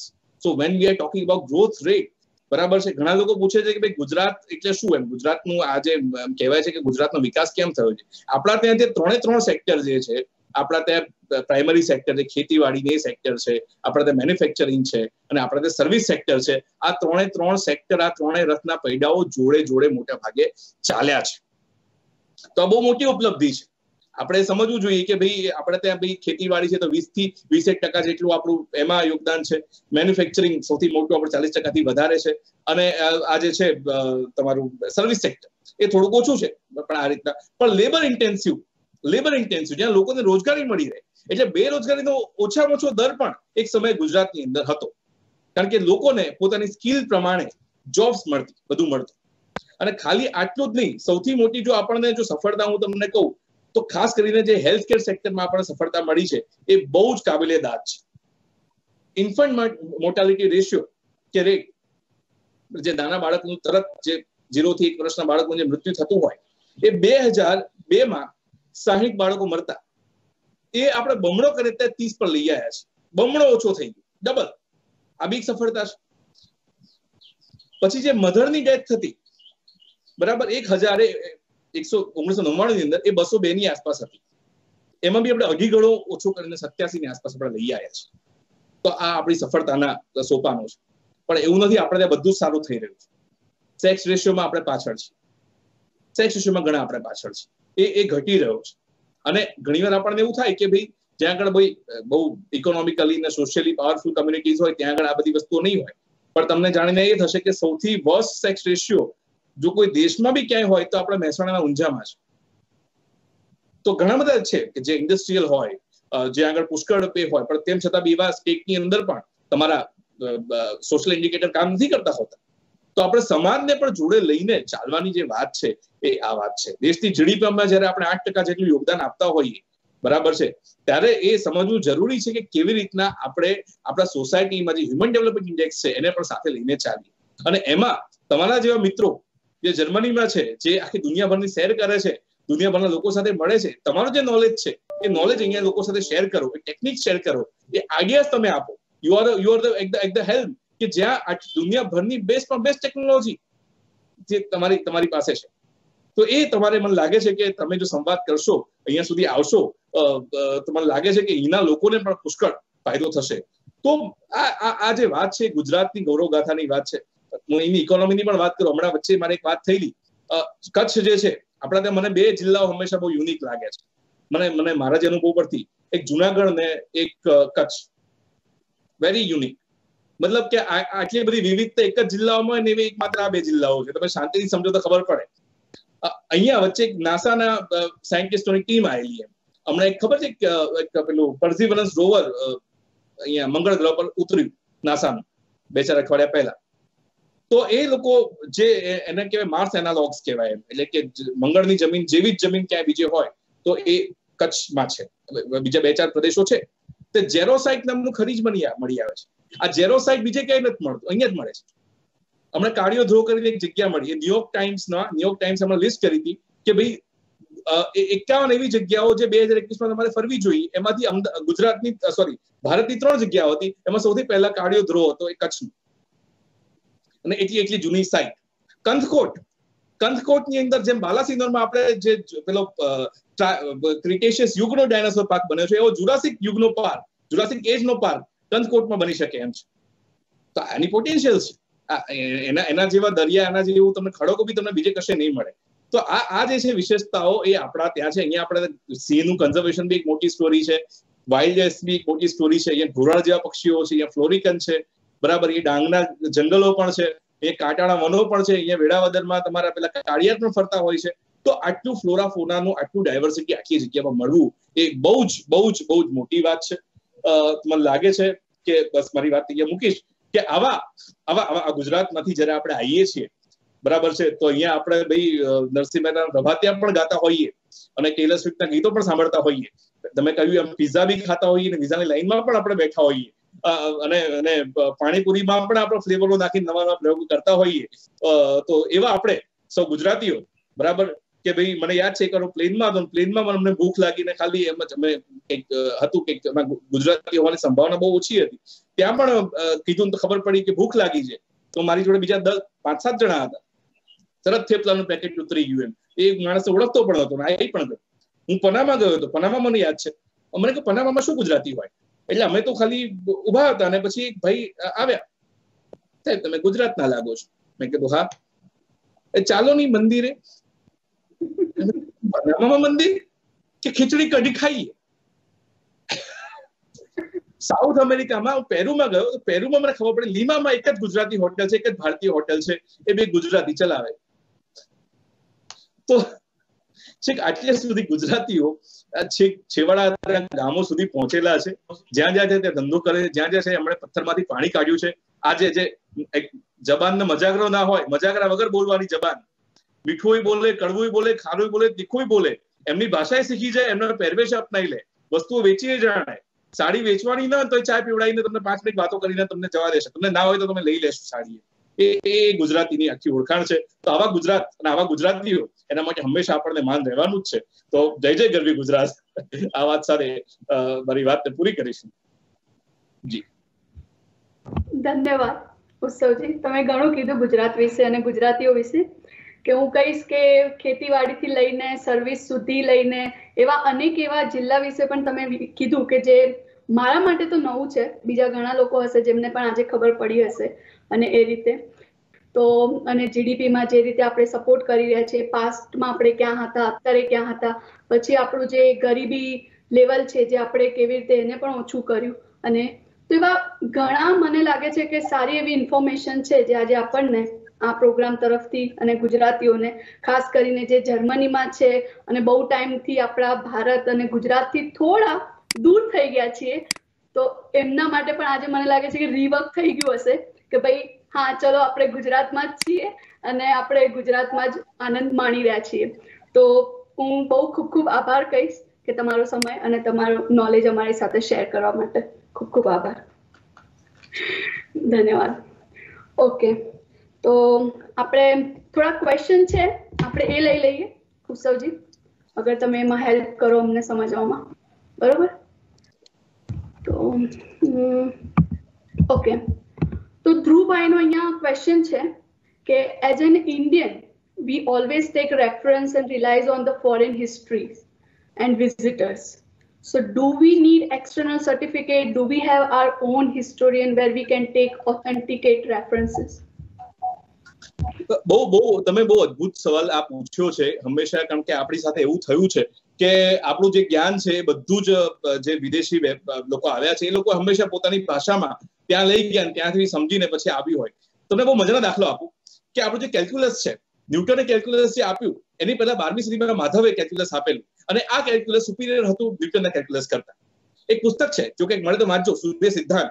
સૂર્ય સિદ્ધાંત સમજવા માટે તમારે એડવાન્સ મેથેમેટિક્સ નોલેજ જોઈએ, તમે એમને નહીં સમજી શકો. આ લગભગ પહેલી સદીનું પણ પુસ્તક કહેવાય છે, સમય ખબર નથી પણ પહેલી બીજી સદીની આસપાસ પુસ્તક કહેવાય છે. સૂર્ય સિદ્ધાંતની અંદર અહીંયા બેઠા બેઠા એ વખતે કોઈ જીપીએસ નહોતું, કોઈ સેટેલાઇટ નતા, કશું નહોતું. ખાલી ને ખાલી ઓબ્ઝર્વેશન ને ગણિતના જોરે એમણે અહીંયા બેઠા બેઠા અહીંથી સૂરજનું અંતર, અહીંથી મંગળનું, શનિનું અંતર, શનિ ગ્રહનું ડાયામીટર, તમે ખાલી આજે ખાલી ધાબા પર જઈને ખાલી આકાશનો તારો જોજો અને વિચારજો કે આનું ડાયામીટર હું કેમનો માપીશ. એમને પાયથાગોરસ બી એમને ખબર હતી, એમને ઘણી બધી વસ્તુઓ ખબર હતી. એમણે પ્રાણની પણ વ્યાખ્યા કરી છે. આઈન્સ્ટાઈને જે સ્પેસ ટાઈમની વાત કરી, એ સ્પેસ અને ટાઈમને કેમનું સમજવું, જોવું, સમય વિશે કેવો અભિપ્રાય રાખવો, સૂર્ય સિદ્ધાંતમાં બહુ સરસ લખ્યું છે. બરાબર છે? આર્યભટ્ટીય એમણે જે ગણિત છે 121 શ્લોકોમાં વહેંચેલું છે. એ શ્લોકોને ડિસાઇફર કરો ને એટલે તમને થિયોરમ્સ મળે. તો હું તમને બહુ સિમ્પલ દાખલો આપી તમને સમજાવીશ કે આપણી જે સંસ્કૃતિ હતી ક્યાં હતી. શૂન્ય, આપણે શૂન્યની વાત કરીએ, shunya is not a real number, it's approximation. બરાબર? હવે જે વસ્તુ કઈ નથી, નથિંગ ને બચાવવા સમથિંગ આપણે દોરીએ, સમથિંગ શું હોઈ શકે અને એની જરૂર ક્યારે પડે? હવે ધારો કે તમે વિચાર કરો, તમારી દુનિયા ધારો કે ઓબ્ઝર્વેબલ વર્લ્ડ જ હોય કે તમારે દિવાલ પરના પેઇન્ટિંગ જ ગણવા છે તો તમે 1, 2, 3, 4 અથવા તમારે ઓબ્જેક્ટ ગણવા છે તો બહુ બધું 10,000, 20,000. You don't need numbers more than that. તમે કેટલા ગણી શકો હાથ વડે કે એના વડે? તમને ઝીરો ક્યારે જોઈએ?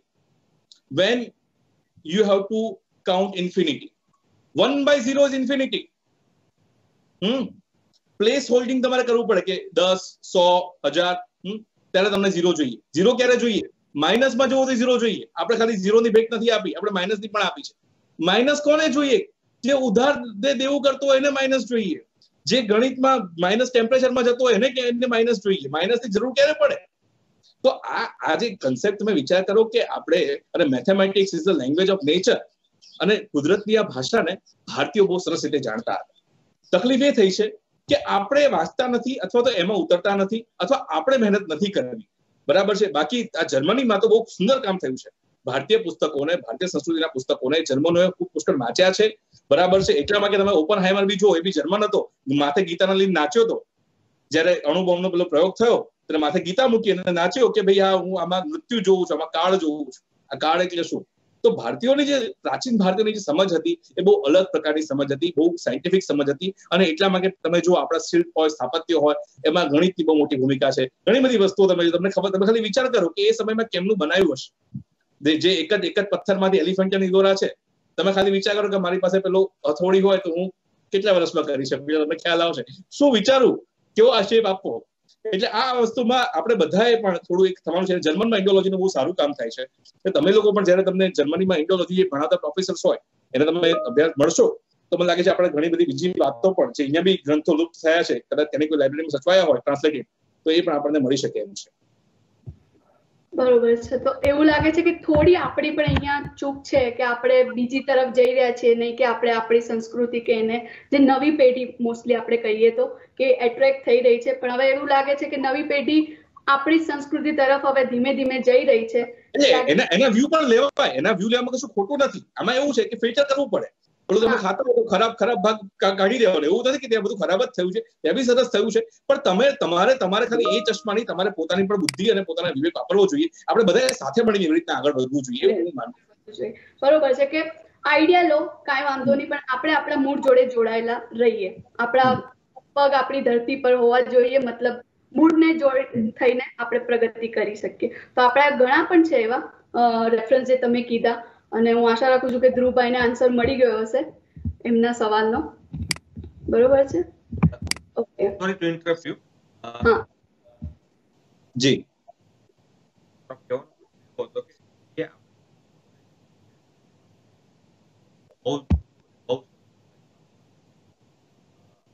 પરંતુ એ જે ગેપ આજના સમયના અને એ જે જૂનું નોલેજ છે, કોઈ ટ્રાવેલર નથી જેને કોઈ નોલેજ કેરી ફોરવર્ડ કર્યું. તમે આજે આર્યભટ્ટના શ્લોકની વાત કરો કે પછી સૂર્ય સિદ્ધાંતની વાત કરો, પણ એને સિમ્પ્લિફિકેશન જે આજના જનરેશનને જરૂર પડે. આજે આપણી રિક્વાયરમેન્ટ છે કે જલ્દી ભણો, એન્જિનિયર બનો, ડોક્ટર બનો, પૈસા કમાઓ, ફેમિલી સાચવો. એ સમય દરમિયાન આ જે ગુડ નોલેજ જે છે, જ્ઞાન છે, એને ઇન્ટરપ્રેટ કરવા માટેનો એટલો સમય નથી કે જે બહુ ઇઝીલી અવેલેબલ હોય. મારો પ્રશ્ન એ તો કે આપણામાં હિસ્ટોરિયન વચ્ચે જે ગેપ રહી ગયો છે, અથવા તો આ જે નોલેજ સામાન્ય માણસ સુધી જલ્દી પહોંચી શકે, એમના માટે આજે અને મેઇનથી આપણે કે હંમેશા એવું લાગે આપણે કે why we always take a foreign reference, બરાબર? એટલે એ જસ્ટ કમ્બાઇનમાં all together. Thank you for your kind answer. તમારી વાત સાચી છે. આમાં આપણી જોડે થયું તકલીફ શું થઈ છે? 2-3 વસ્તુ તકલીફમાંથી છે. એક તો આપણું જે ઘણું ખરું જ્ઞાન છે ઓરલ ટ્રેડિશનમાંથી આવે છે, એટલે ગુરુ શિષ્ય પરંપરાના કારણે એ રહેતું હોય, એમાં પણ એક આખું લોસ આપણે કહીએ. એક વસ્તુ આ થઈ છે. બીજી વસ્તુ આ થઈ છે કે ભાઈ અત્યારે હાલ જે ખાસ કરીને હિસ્ટોરિયન કેવા હોય તો ઘણીવાર ટેકનિકલ સબ્જેક્ટના જાણકાર નથી હોતા. આ જે સૂર્ય સિદ્ધાંત પુસ્તક જે મને મળ્યું ને, મને જ્યાંથી મળ્યું એ કોઈક અંગ્રેજે અનુવાદ કર્યું, ત્યાંથી મને મળેલું છે. મને બી સંસ્કૃત નથી મળ્યું. તો તકલીફ આ થઈ રહી છે કે આપણા જે ફોર એક્ઝામ્પલ તમે લોકો છો તો ઘણા ખરા એન્જિનિયર્સ છે, જે એન્જિનિયર્સે પણ બુક રાઇટિંગ તરફ, ઇન્ડિયોલોજી તરફ આગળ વધવું પડશે. ટેકનિકલ માણસો જેટલા આવશે આની અંદર, તો જે ફિઝિક્સનો માણસ હોય, મેથેમેટિક્સનો માણસ છે, જો એ માધવના કેલ્ક્યુલેશન સમજે કે એને અનુવાદ કરે તો બહુ સરસ એના પરિણામ આવી શકે.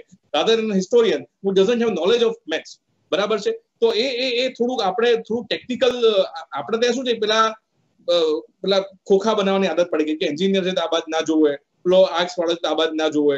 આપણા ત્યાં સાયન્સ બી પેલી આર્ટ્સ કોમર્સ સાયન્સ એમ તો એ ઘૂસી ગયા પછી બીજું બધું જોવાનું જ નહીં. તો આજે ઇન્ટરડિસિપ્લિનરી જે વર્ક કરવાની જરૂર છે એ વસ્તુ ઓછી થાય છે. એ ધીમે ધીમે થશે અને દેશમાં કામ થઈ રહ્યું છે, એવું નથી થઈ રહ્યું નહીં. ઘણા બધા લોકો સાથે હું સંપર્કમાં આવું છું, પણ એને વધારે પાયે થવાની જરૂર છે. અને આ બધી વસ્તુ ઓનલાઈન જે થાય, એક તમને જો રસ હોય તો કોઈ જોજો, નેશનલ મેન્યુસ્ક્રિપ્ટ મિશન કરીને એક છે, એમાં આ બધી મેન્યુસ્ક્રિપ્ટ ડિજિટલી મુકાઈ રહી છે. અત્યાર સુધી દુનિયાભરમાં જોઈએ તો 130 મિલિયન બુક્સ છપાઈ છે. આપણી જે મેન્યુસ્ક્રિપ્ટની જે લિસ્ટિંગ થઈ છે 35 લાખની છે, ખાલી જૂની લિસ્ટિંગ. તો એના પર તમે જશો તો તમને ઘણા બધા જૂના મેન્યુસ્ક્રિપ્ટ એવું જોવા મળશે. જૈનોએ ખાસું લખ્યું છે. જૈન જે પેલા જૈન ચિત્રપટ હોય એની અંદર બી મેન્યુસ્ક્રિપ્ટ ખાસી સચવાયેલી છે. રાજસ્થાનને આપણા ગુજરાતના મંદિરોમાં ખાસું સચવાયેલું છે આ બધી વસ્તુઓ. તો આ જેને રસનો વિષય હોય એ થોડુંક આમાં મને લાગે છે કે રસ પડે અને સંશોધન કરે, અથવા કોઈ સંશોધન કરતો એને સપોર્ટ કરે. ઘણી વાર તમને તકલીફ એક બી કહું કે અમને આર્થિક સપોર્ટ નથી પડતો, એટલે બી સંશોધન નથી થતા હોતા. તમારી પાસે કોઈ બધી મેસી ટિકિટો માંગે તો તમે પૈસા આપી દેશો, પણ કોઈ એમ કે ના હું આ હસ્તપ્રતરનો અભ્યાસ કરું, તમે પૈસા આપશો કે નહીં આપો? તો C they also need economic, એમને પણ એક ઇકોનોમિક એક સપોર્ટની જરૂર છે. એમાં એનઆરઆઈ ખૂબ મદદ કરી શકે એમ છે. તમે લોકો ખાસ મદદ કરી શકો એમ છો. એટલે મને લાગે છે કે this is the way we can go ahead. એટલે જસ્ટ ખાલી ભારતીયતાની કે એ ભાવનાથી આપણે આગળ નહીં વધી શકીએ. જે કામ કરે છે એનું મનોબળ અને એનું ખિસ્સું બંને ટકાવવું પડશે. એ આપણા બધાની જવાબદારી છે. Sir, that's true. આપણે તો ભાગ લઈ શકીએ, પણ વોટ ગવર્નમેન્ટ જે છે એ આજની તારીખમાં એવો કોઈ પ્રોગ્રામ બનાવે છે કે જેથી કરીને એ લોકોના career if they go in history અથવા તો ઇન્ડિયન કલ્ચરમાં તો એના કેરિયર સક્સેસફુલી સારા બની શકે. કારણ કે આજે સપોર્ટ જે છે એક્સટર્નલી, હું આજે કંઈક માઇનોર આપીશ, બીજા કોઈ લોકો આપશે, પણ it's not a lifetime. Lifetime the government find out some kind of solution. એટલે કે આ લોકો જે હિસ્ટોરી સિલેક્ટ કરે છે કેરિયર સારું બને. તમારી વાત સાચી. સરકાર પાસે આર્કિયોલોજી ડિપાર્ટમેન્ટ છે, કલ્ચર મિનિસ્ટ્રી છે, મેં કીધું આ ડિજિટલ નમામી નેશનલ મેનેજમેન્ટ મિશન જેવા મિશનો છેલ્લા 15 વર્ષથી ચાલે છે, પણ એ રિક્રુટમેન્ટ કેટલા નહીં કરી શકે. They can not recruit everyone. બરાબર છે. એટલે ઘણી યુનિવર્સિટીઓમાં ઇન્ડોલોજી વિભાગ ચાલતો હોય છે, હું તો ઘણીવાર જઉં છું, પણ ત્યાં ઘણીવાર એવું હોય છે કે એ વિભાગોને બજેટનો છેલ્લો હિસ્સો જ મળતો હોય, એવું પણ બનતું હોય. બરાબર. એટલે બિચારા બધી ફેસિલિટી માઇક્રોબાયોલોજીમાં જતી રહેશે બજેટનો. પણ અહીંયા એટલે એક માહોલ ઉભો કરવાની જરૂર છે. એ આપણે બધા ભેગા મળીને કરવો પડે. એની સતત વાતો થયા કરશે તો વાત થશે. જી hello, sorry to interrupt sir, but સૌજી એક સવાલ હતો. જી. ઇન કેસ જો આપણે વાત કરીએ તો 1854 ની અંદર એક બ્રિટનની અંદર લેટર ગયો હતો કે if in case we want to break India then we have to break their schooling system. And તમને બી ખ્યાલ છે, બધાને જ ખ્યાલ હશે કે આપણી નાલંદા વિશ્વવિદ્યાલય જે હતી, એ નાલંદા વિશ્વવિદ્યાલયની અંદર બધા જ આપણા જે પુસ્તકોને જે લિટરેચર હતું એને સળગાવવામાં આવ્યું હતું, અને અત્યારે આપણી પાસે કાંઈ જ અવેલેબલ છે નહીં. So what was my question કે સ્કૂલિંગ સિસ્ટમની આપણે અત્યારે વાત કરી રહ્યા છે, તો ઇઝ ધેટ પોસિબલ કે આપણે જે ગુરુ શિષ્યનું જે જ્ઞાન જે આપણે કહી રહ્યા છે કે ભાઈ પહેલા જે હતું આપણી સિસ્ટમની અંદર એ કોઈ પણ રીતે રિટર્ન થઈ શકે? અને અત્યારનું જે સ્કૂલિંગ સિસ્ટમ છે કે જે ભાઈ એક જ દિશાની અંદર જોતરી દીધેલા ઘોડાની જેમ આપણે ભાગતા રહેલા છે કે ભાઈ સાયન્સ પકડી લીધું તો એન્જિનિયરિંગ ને એ રીતના દોડતા જ રહેલા છે, કોઈ બી અલગ સ્ટ્રીમનું કંઈ બી નોલેજ રહેતું નથી, કાં તો પછી જનરલ નોલેજ જે લાઈફ ઓરિએન્ટેડ નોલેજ છે એ બી હોતું નથી. સો ઇઝ ઇટ પોસિબલ કે કોઈ બી રીતે એ વસ્તુ back to the schooling systems લાવી શકાય? શું કોઈ એ ટાઈપના પ્રોજેક્ટ થઈ રહ્યા છે? તમે જે પ્રશ્ન પૂછ્યો એ સખત ફંડામેન્ટલ પ્રશ્ન છે. તમે જે વાત કરી એ બેઝિકલી લોર્ડ મેકોલે અને ચાર્લ્સ વુડનો જે ડિસ્પેચ હતો 1854 નો, એની વાત કરીએ. એના પછી આપણે જે એજ્યુકેશન સિસ્ટમ છે, હવે એમાં એવું છે બેઝિકલી અર્થમેટિક સ્કિલ તમે શીખવો તો માણસો ઓફિસમાં કામ કરવા લાયક ક્લર્ક્સ ઉભા થાય કે જે ઓફિસનું અકાઉન્ટિંગ ને બધું સંભાળી શકે. That was there need.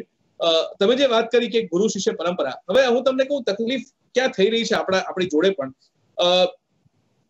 આજે છે ને જે પહેલા ધોરણમાં જે છોકરો પ્રશ્ન પૂછતો હશે અને જે છોકરો 12મા ધોરણમાં હશે એ પ્રશ્ન પૂછતો હશે, એ બંનેના પ્રશ્નો વચ્ચે બહુ મોટો એક ગેપ તમને જોવા મળશે. પહેલા ધોરણનો છોકરો આખી દુનિયામાંથી એને જે લાગે એના અનુભવમાંથી જે વસ્તુ આવ્યું એ પ્રશ્ન એ પૂછ્યા કરે.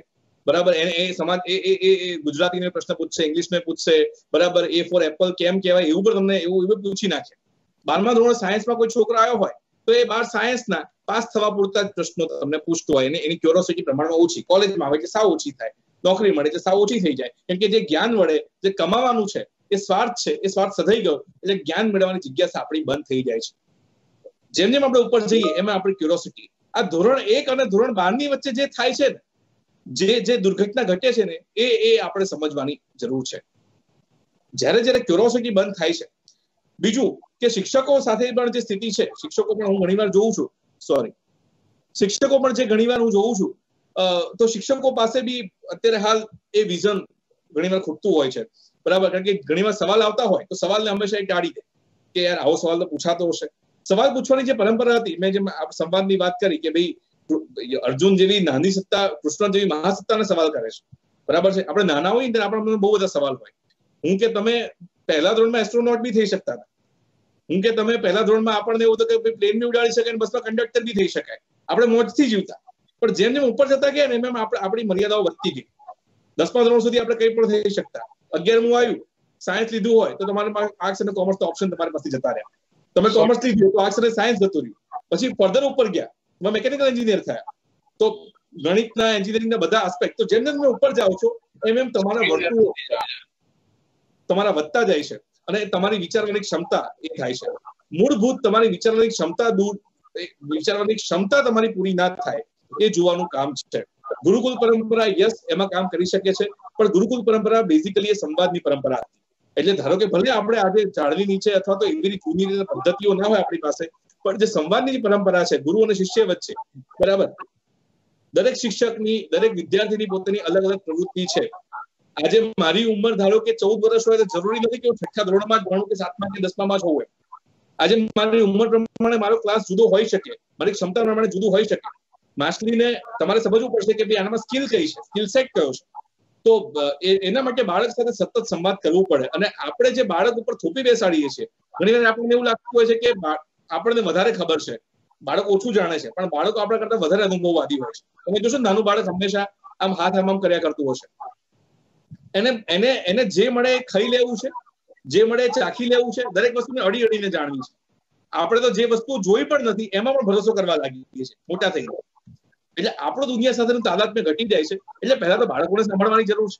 બીજું કે આ વર્તમાન વ્યવસ્થા, આધુનિક વ્યવસ્થા સાથે વિચ્છેદ ના થાય અને જીવન સાથે જ ચાલે એવી વ્યવસ્થા ઉભી કરવાની જરૂર છે.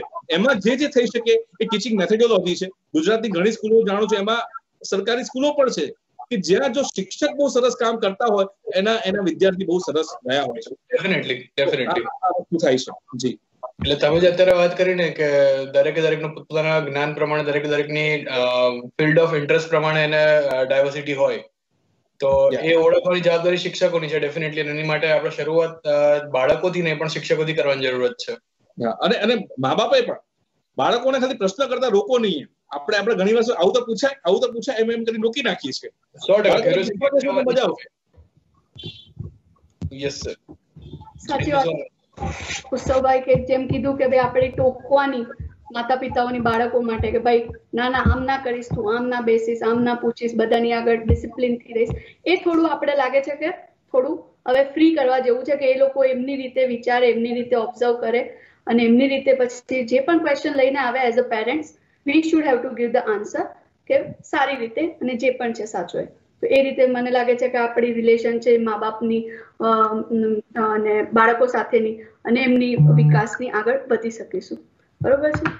ઓકે, તો આપણે એક બીજો ક્વેશ્ચન છે ધ્રુવભાઈનો જ કે તમે વલ્લભ વિદ્યાપીઠ અને એનું ઇન્ફ્લુઅન્સ વાણિજ્ય જે આપણે બિઝનેસ કહીએ છીએ કલ્ચર પર કેવી રીતે છે, તો એના વિશે થોડું શોર્ટમાં કહી શકશો? આપનો સવાલ મને ખ્યાલ નહીં આવ્યો. ઓકે, તો can brief about Vallabh Vidyapith and its influence on વાણિજ્ય business culture in Gujarat if એની. અગર એનો કઈ આપણા ગુજરાતી જે આપણે કહીએ છીએ કે ગુજરાતી એટલે બિઝનેસમેન, બરોબર, તો એનો આના ઉપર કઈ? એટલે તમારી વાત સાચી છે કે ભાઈ વલ્લભી વિદ્યાપીઠને અહીંયા આગળ બહુ પ્રચલિત એક સમયમાં હતા અને બહુ અગત્યનો તમે પ્રશ્ન કર્યો છે. મૂળ છે ને આમાં ઘણા બધા પ્રદેશોની ભૂગોળ પણ બહુ કામ ભજવી જતી હોય છે. ઘણીવાર તમને આમ કહેતા હોય કે ભાઈ આ લોકો આવા છે, તો પહાડના લોકો હંમેશા ફિટ હોય કેમ કે પહાડ છે તમારે જવું પડે. તમે એવા પ્રદેશમાં છો, ગુજરાત એવો પ્રદેશ છે કેમ કે જે સૌરાષ્ટ્રનો આખો પ્રદેશ છે, તમે વાત કરી, આખો ડેક્કન આપણે લાવાના બનેલો આખો પ્રદેશ છે, ત્યાં કશું ઉગે નહીં. એટલે એ જે વખતે જે કિનારા પર હતા એમના માટે એવું હતું કે ભાઈ કાં તો આપણે તરીએ કાં ડૂબીએ.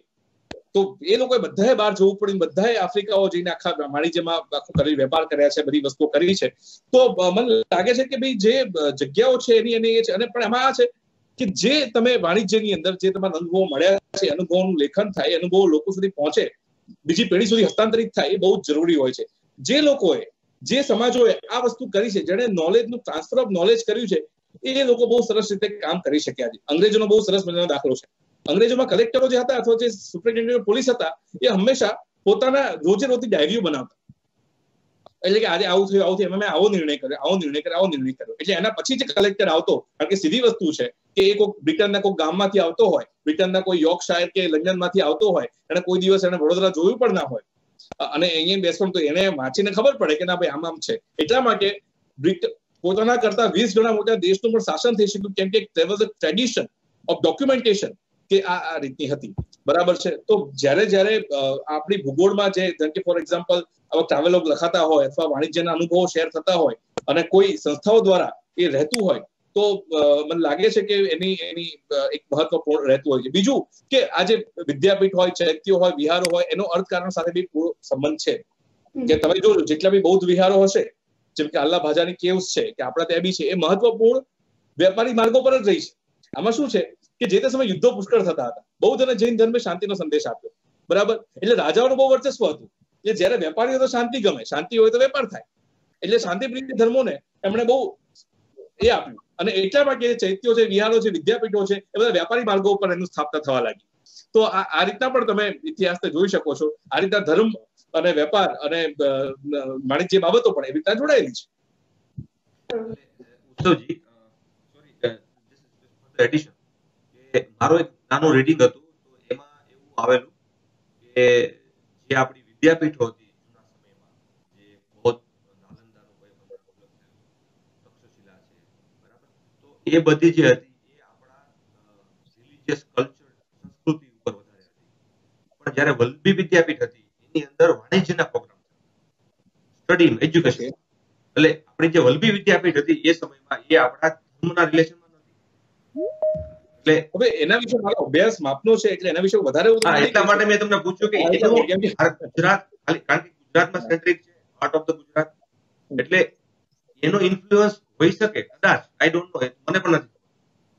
એટલે આમાં વાઇસે વર્સા, મેં તમને એ જ કહ્યું, યુનિવર્સિટી જ્યારે મોટી યુનિવર્સિટી વાઇસે વર્સા હોય છે, ઇતિહાસમાં મોટી યુનિવર્સિટી થઈ ગઈ હોય, તમારું ભૂગોળ, તમારું રાજકારણ એ બંને બહુ ભાગ ભજવતું હોય છે. ભાઈ જેમ વાત કરી કે નવા નવા ધર્મો જયારે આવ્યા, બરાબર છે, કે ભાઈ જે પ્રકારે જેમાં વ્યાપારી સંરક્ષણ બહુ આપ્યું, બરાબર છે, તો પછી એ સ્વાભાવિક છે કે ભાઈ વ્યાપારી સંરક્ષણ આપતા હોય ત્યારે એ પ્રમાણે એનું શિક્ષણ પણ એ રીતના, જેમ કે આપણા ત્યાં બી કેવું છે, જે ટ્રસ્ટ હોય છે, અમુક ટ્રસ્ટ ધાર્મિક ટ્રસ્ટ હોય છે, એ પોતાની કોલેજો ચલાવતા હોય છે, તો એ પછી એમાં એ રીતના એજ્યુકેશનની આખી જે પ્રથા છે, તો એ પહેલાના સમયમાં પણ આ વસ્તુ થતી જ હતી, બરાબર છે. તો એ શક્યતાઓ ખરી 100%. અને અર્થશાસ્ત્ર લઈને આપણે ત્યાં કૌટિલ્યનું અર્થશાસ્ત્ર છે, એમાં ઘણી બધી વાતો થઈ છે. એમાં તો રાજ્ય ખાલી ને ખાલી કોમર્સથી જ નહીં, એમાં તો પોલિટિક્સની પણ વાત થઈ છે, રાજ્ય પબ્લિક એડમિનિસ્ટ્રેશનની પણ વાત થઈ છે. તો 100% એ છે, પણ કોઈ ચોક્કસ વિદ્યાપીઠનો જ અથવા કોઈ ચોક્કસ સંસ્થાનો આટલો મોટો ફાળો છે એ કહેવું થોડું અતિશયોક્તિ ભર્યું ઇતિહાસની દ્રષ્ટિએ લાગે છે. જેટલી મારી સમજ છે એ પ્રમાણે એ ઘણા બધા ફેક્ટર્સ એમાં રોલ ભજવતા હોય છે. નો ડાઉટ કોઈ એજ્યુકેશન સંસ્થા રહી હોય, કોઈએ એમાં શિક્ષણ પ્રદાન કરવાનું કામ કર્યું હોય તો એના પ્રદાનને આપણે અવગણી શકીએ નહીં. પણ there are lots of things which goes for such kind of culture that has been flourishing for many years.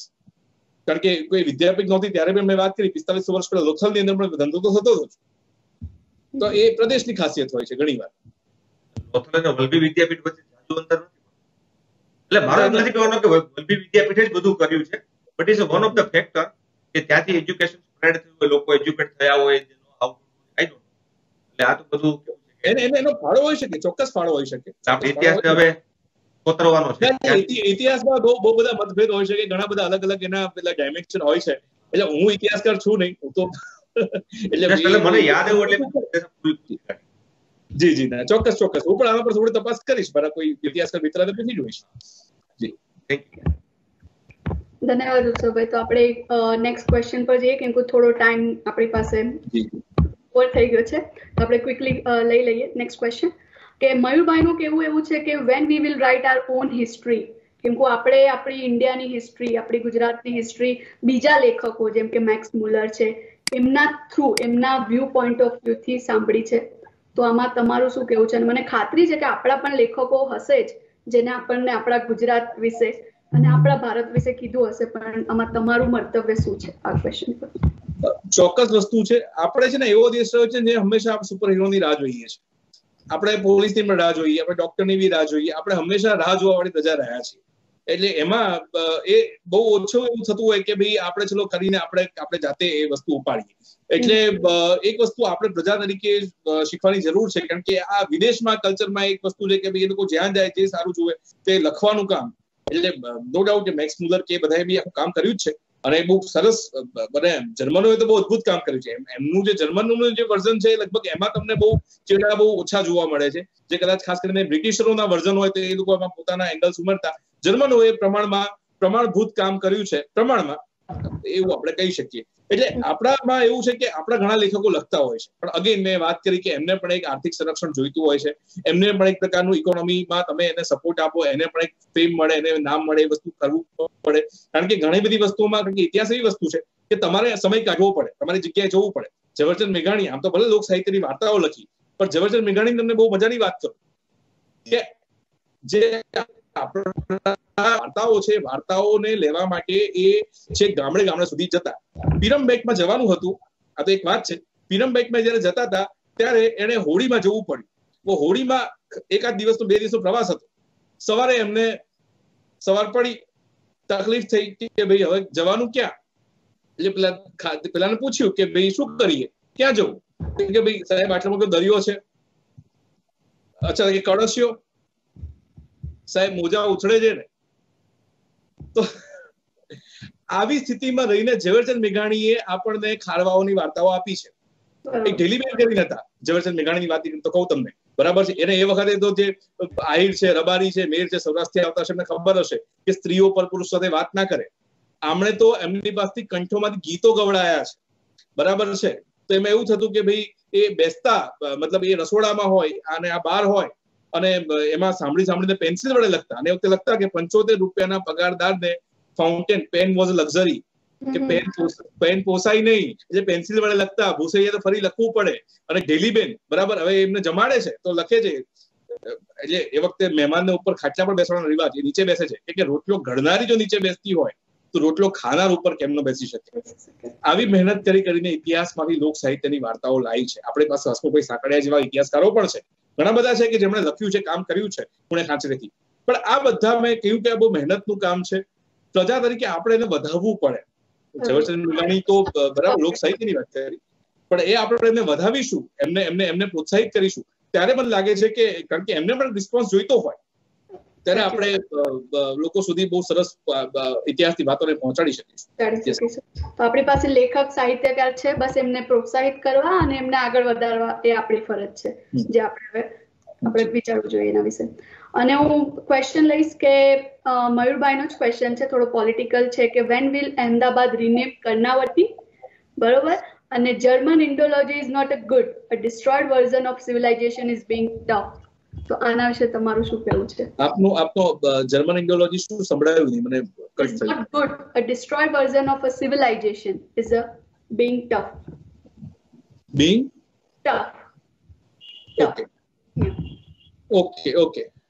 પહેલો જે પ્રશ્ન છે એ પોલિટિકલ છે, જેના વિશે હું કશું કહી શકું એમ નથી, બરાબર છે. એનો આખો ઇતિહાસ છે, એની આખી અલગ બાબતો છે, that I cannot comment upon being a government officer, એટલે I won't speak on that. બરાબર, એ આખો અલગ ઇસ્યુ છે, એ આખો ભાવનાઓની આખી વાત છે. એના મતાંતર, મતભેદ ને એમાં ઘણી બધી બાબતો છે. બીજી મેં સેમ જ વાત કીધી છે કે જ્યાં સુધી આપણા પોતાના, આમાં આફ્રિકન કહેવત છે ને કે જ્યાં સુધી સિંહના પોતાના ઇતિહાસકારો નહીં હોય ત્યાં સુધી શિકારીઓ પોતાની યશોગાથા ગાતા રહેશે. તો સિમ્પલ આમાં પણ એ જ જવાબ છે, જ્યાં સુધી આપણે જાતે વસ્તુ નહીં લખીએ, જાતે એમાં નહીં ઉતરીએ, જાતે એ કામ નહીં કરીએ, આપણે કામ ઉપાડવું પડશે. એટલે કેવું કે આપણે રાહ જોવા વાળી પ્રજામાંથી રાહ બતાવવા વાળી પ્રજા થવું પડશે, ત્યારે આ વસ્તુ સોલ્વ થશે. બરોબર છે, સાચી વાત છે. અને હવે એક આજનો છેલ્લો પ્રશ્ન લઈ લઈએ. તો ગુજરાતી ભાષાનો વિકાસ કે પતન, એનો વિકાસમાં આપણે શું કરી શકીએ? આપણે આપણું યોગદાન કેવી રીતે આપી શકીએ? કેમ કે આપણે અત્યારે જાણીએ છીએ કે હા, આપણે આપણા કલ્ચરથી જોડાયેલા છીએ, આપણે દૂર છીએ તો પણ આપણને આપણું કલ્ચર યાદ આવે છે ને છે, પણ એને જીવતું કે એને વિકાસ કેવી રીતે કરી શકીએ? તો એના વિશે તમારો શું વિચાર છે? બહુ સીધી વાત છે. કલ્ચર તો જ જીવતું રહે કે હું ને તમે ગુજરાતી ક્યાંથી શીખ્યા. આપણને ગુજરાતી મીડિયમમાં એવું મૂક્યું નતા કે ભાઈ તમે 2 વર્ષના થાવ એટલે આજે પેલો પ્લે સ્કૂલ નો કન્સેપ્ટ બહુ જબરદસ્ત થઈ ગયો છે, આખી અલગ વસ્તુ છે. પણ આપણા સમય કદાચ થોડા બાલ મંદિરો હતા, પણ બાલ મંદિરો કરતા પણ આપણે સાંભળીને, આપણી માની ભાષા સાંભળી એટલે માતૃભાષા બની આપણી ગુજરાતી, બરાબર છે. આપણી જે ભાષાઓ છે, મૂળ તો આપણે આપણી ભાષાના ગીતો ગઈએ, આપણી ભાષામાં વાતચીત કરીએ, બરાબર. જે ભાષામાં તમે ગાળ બોલો એ તમારી મૂળ ભાષા છે. જે ભાષામાં તમને રડવું આવે, જે ભાષામાં તમને સપનું આવે એ તમારી મૂળભૂત ભાષા હોય, બરાબર છે. એ સતત જો તમે જે ભાષામાં સંવાદ કરતા રહેશો એ વસ્તુ છે.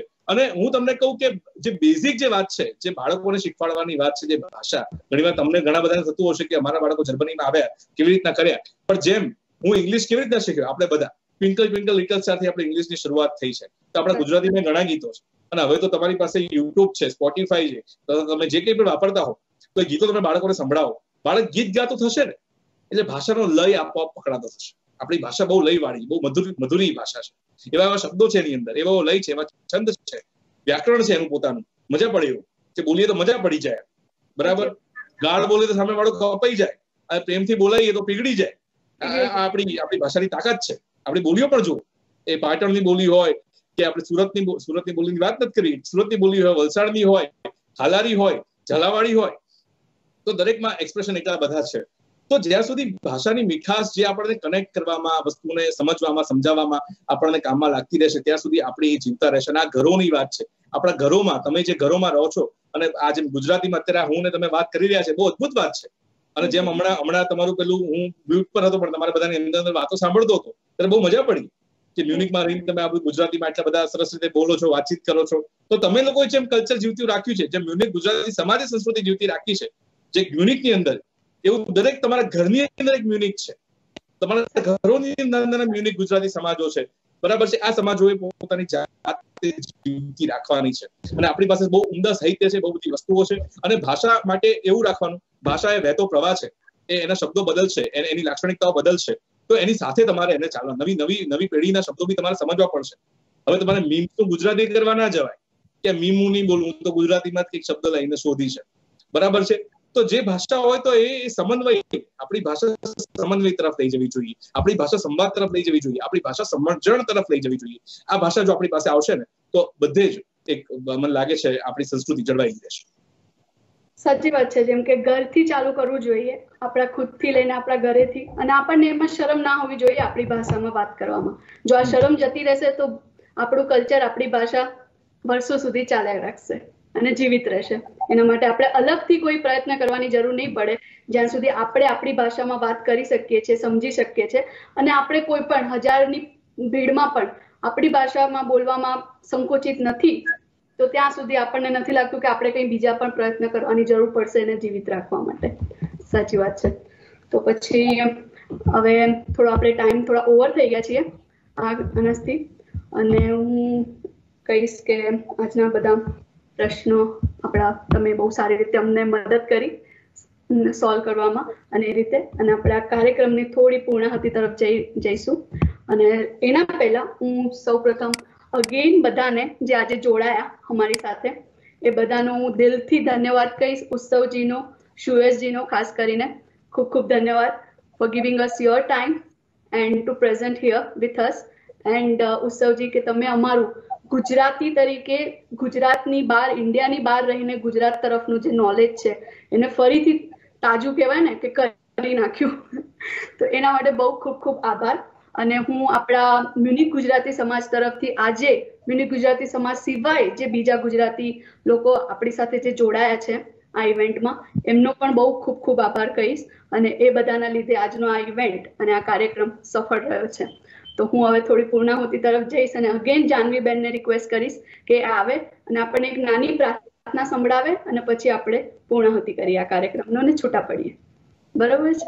ખાલી હું એટલું કહેવા માંગીશ કે અહીંયા મને ઇન્વાઇટ કર્યો એ બદલ ભારદ્વાજ જોશીજી, જય નાયક, તમે એક સરસ મજા પરિચય આપ્યો, સુયશજી, અને જેટલા બી મિત્રો જોડાયા છે સૌનો ખૂબ ખૂબ આભાર. હું બહુ જ ખુશી અનુભવું છું કે તમારી સાથે આવો વાત કરવાનો મોકો મળ્યો. It's very memorable event for my life as well, કે આખું અહીંયા આપણે ટેકનોલોજીની મજા છે કે આપણે દૂરથી આપણે સંવાદ સાધી શકીએ છીએ. તો મને લાગે છે રવિવારની બપોર છે, મને ખબર નહીં તમે દાળ ઢોકળી બને છે બેન તમારે ત્યાં? બને છે રવિવારની બપોરે ફિક્સ હોય છે દાળ ઢોકળી ફિક્સ હોય છે. વાહ, મને લાગે તમારે તે બપોર થઈ જશે, લોકો રાહ જોતા હશે કે ભાઈ આ ભાઈ બતાવે તમે દાળ ઢોકળી ખાવા જઈએ. તો તમને બધાને દાળ ઢોકળી મુબારક અને આઉફ વિદર્ઝન. થેન્ક યુ, ધન્યવાદ. જાનવીબેન, આપણે શરૂ કરીએ નાનકડી પ્રાર્થના. જી, ખૂબ જ આભાર સૌનો આ સુંદર સેશન માટે. સમય નહીં લઉં અને એક નાનું પૂર્ણાહુતિનો શ્લોક ગાવીશ.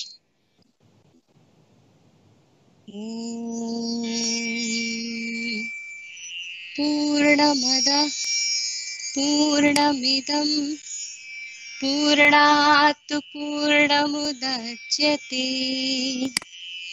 પૂર્ણસ્ય પૂર્ણમાદાય પૂર્ણમેવાવશિષ્યતે.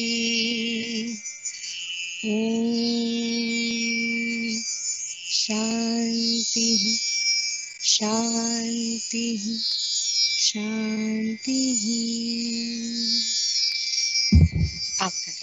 ધન્યવાદ જાનવીબેન. તો હવે આપણે જેમ કીધું કે આપણો એક ભારત શ્રેષ્ઠ ભારત, તો એ જ આશા સાથે આપણે આજે આ કાર્યક્રમની પૂર્ણાહુતિ કરીએ છીએ અને આશા રાખીએ કે આવી રીતે આપણે આગળ પણ ભવિષ્યમાં મળતા રહીએ અને આપણી જે ઓનલાઈન ટેકનોલોજી છે એનો યુઝ કરીને આપણા નોલેજ એકબીજા સાથે શેર કરતા રહીએ અને એકબીજાને મદદ કરતા રહીએ. બરોબર છે? તો ત્યાં સુધી બધાને ફરીથી નમસ્કાર. જય જય ગરવી ગુજરાત. જય શ્રી કૃષ્ણ. જય શ્રી કૃષ્ણ. જય શ્રી કૃષ્ણ.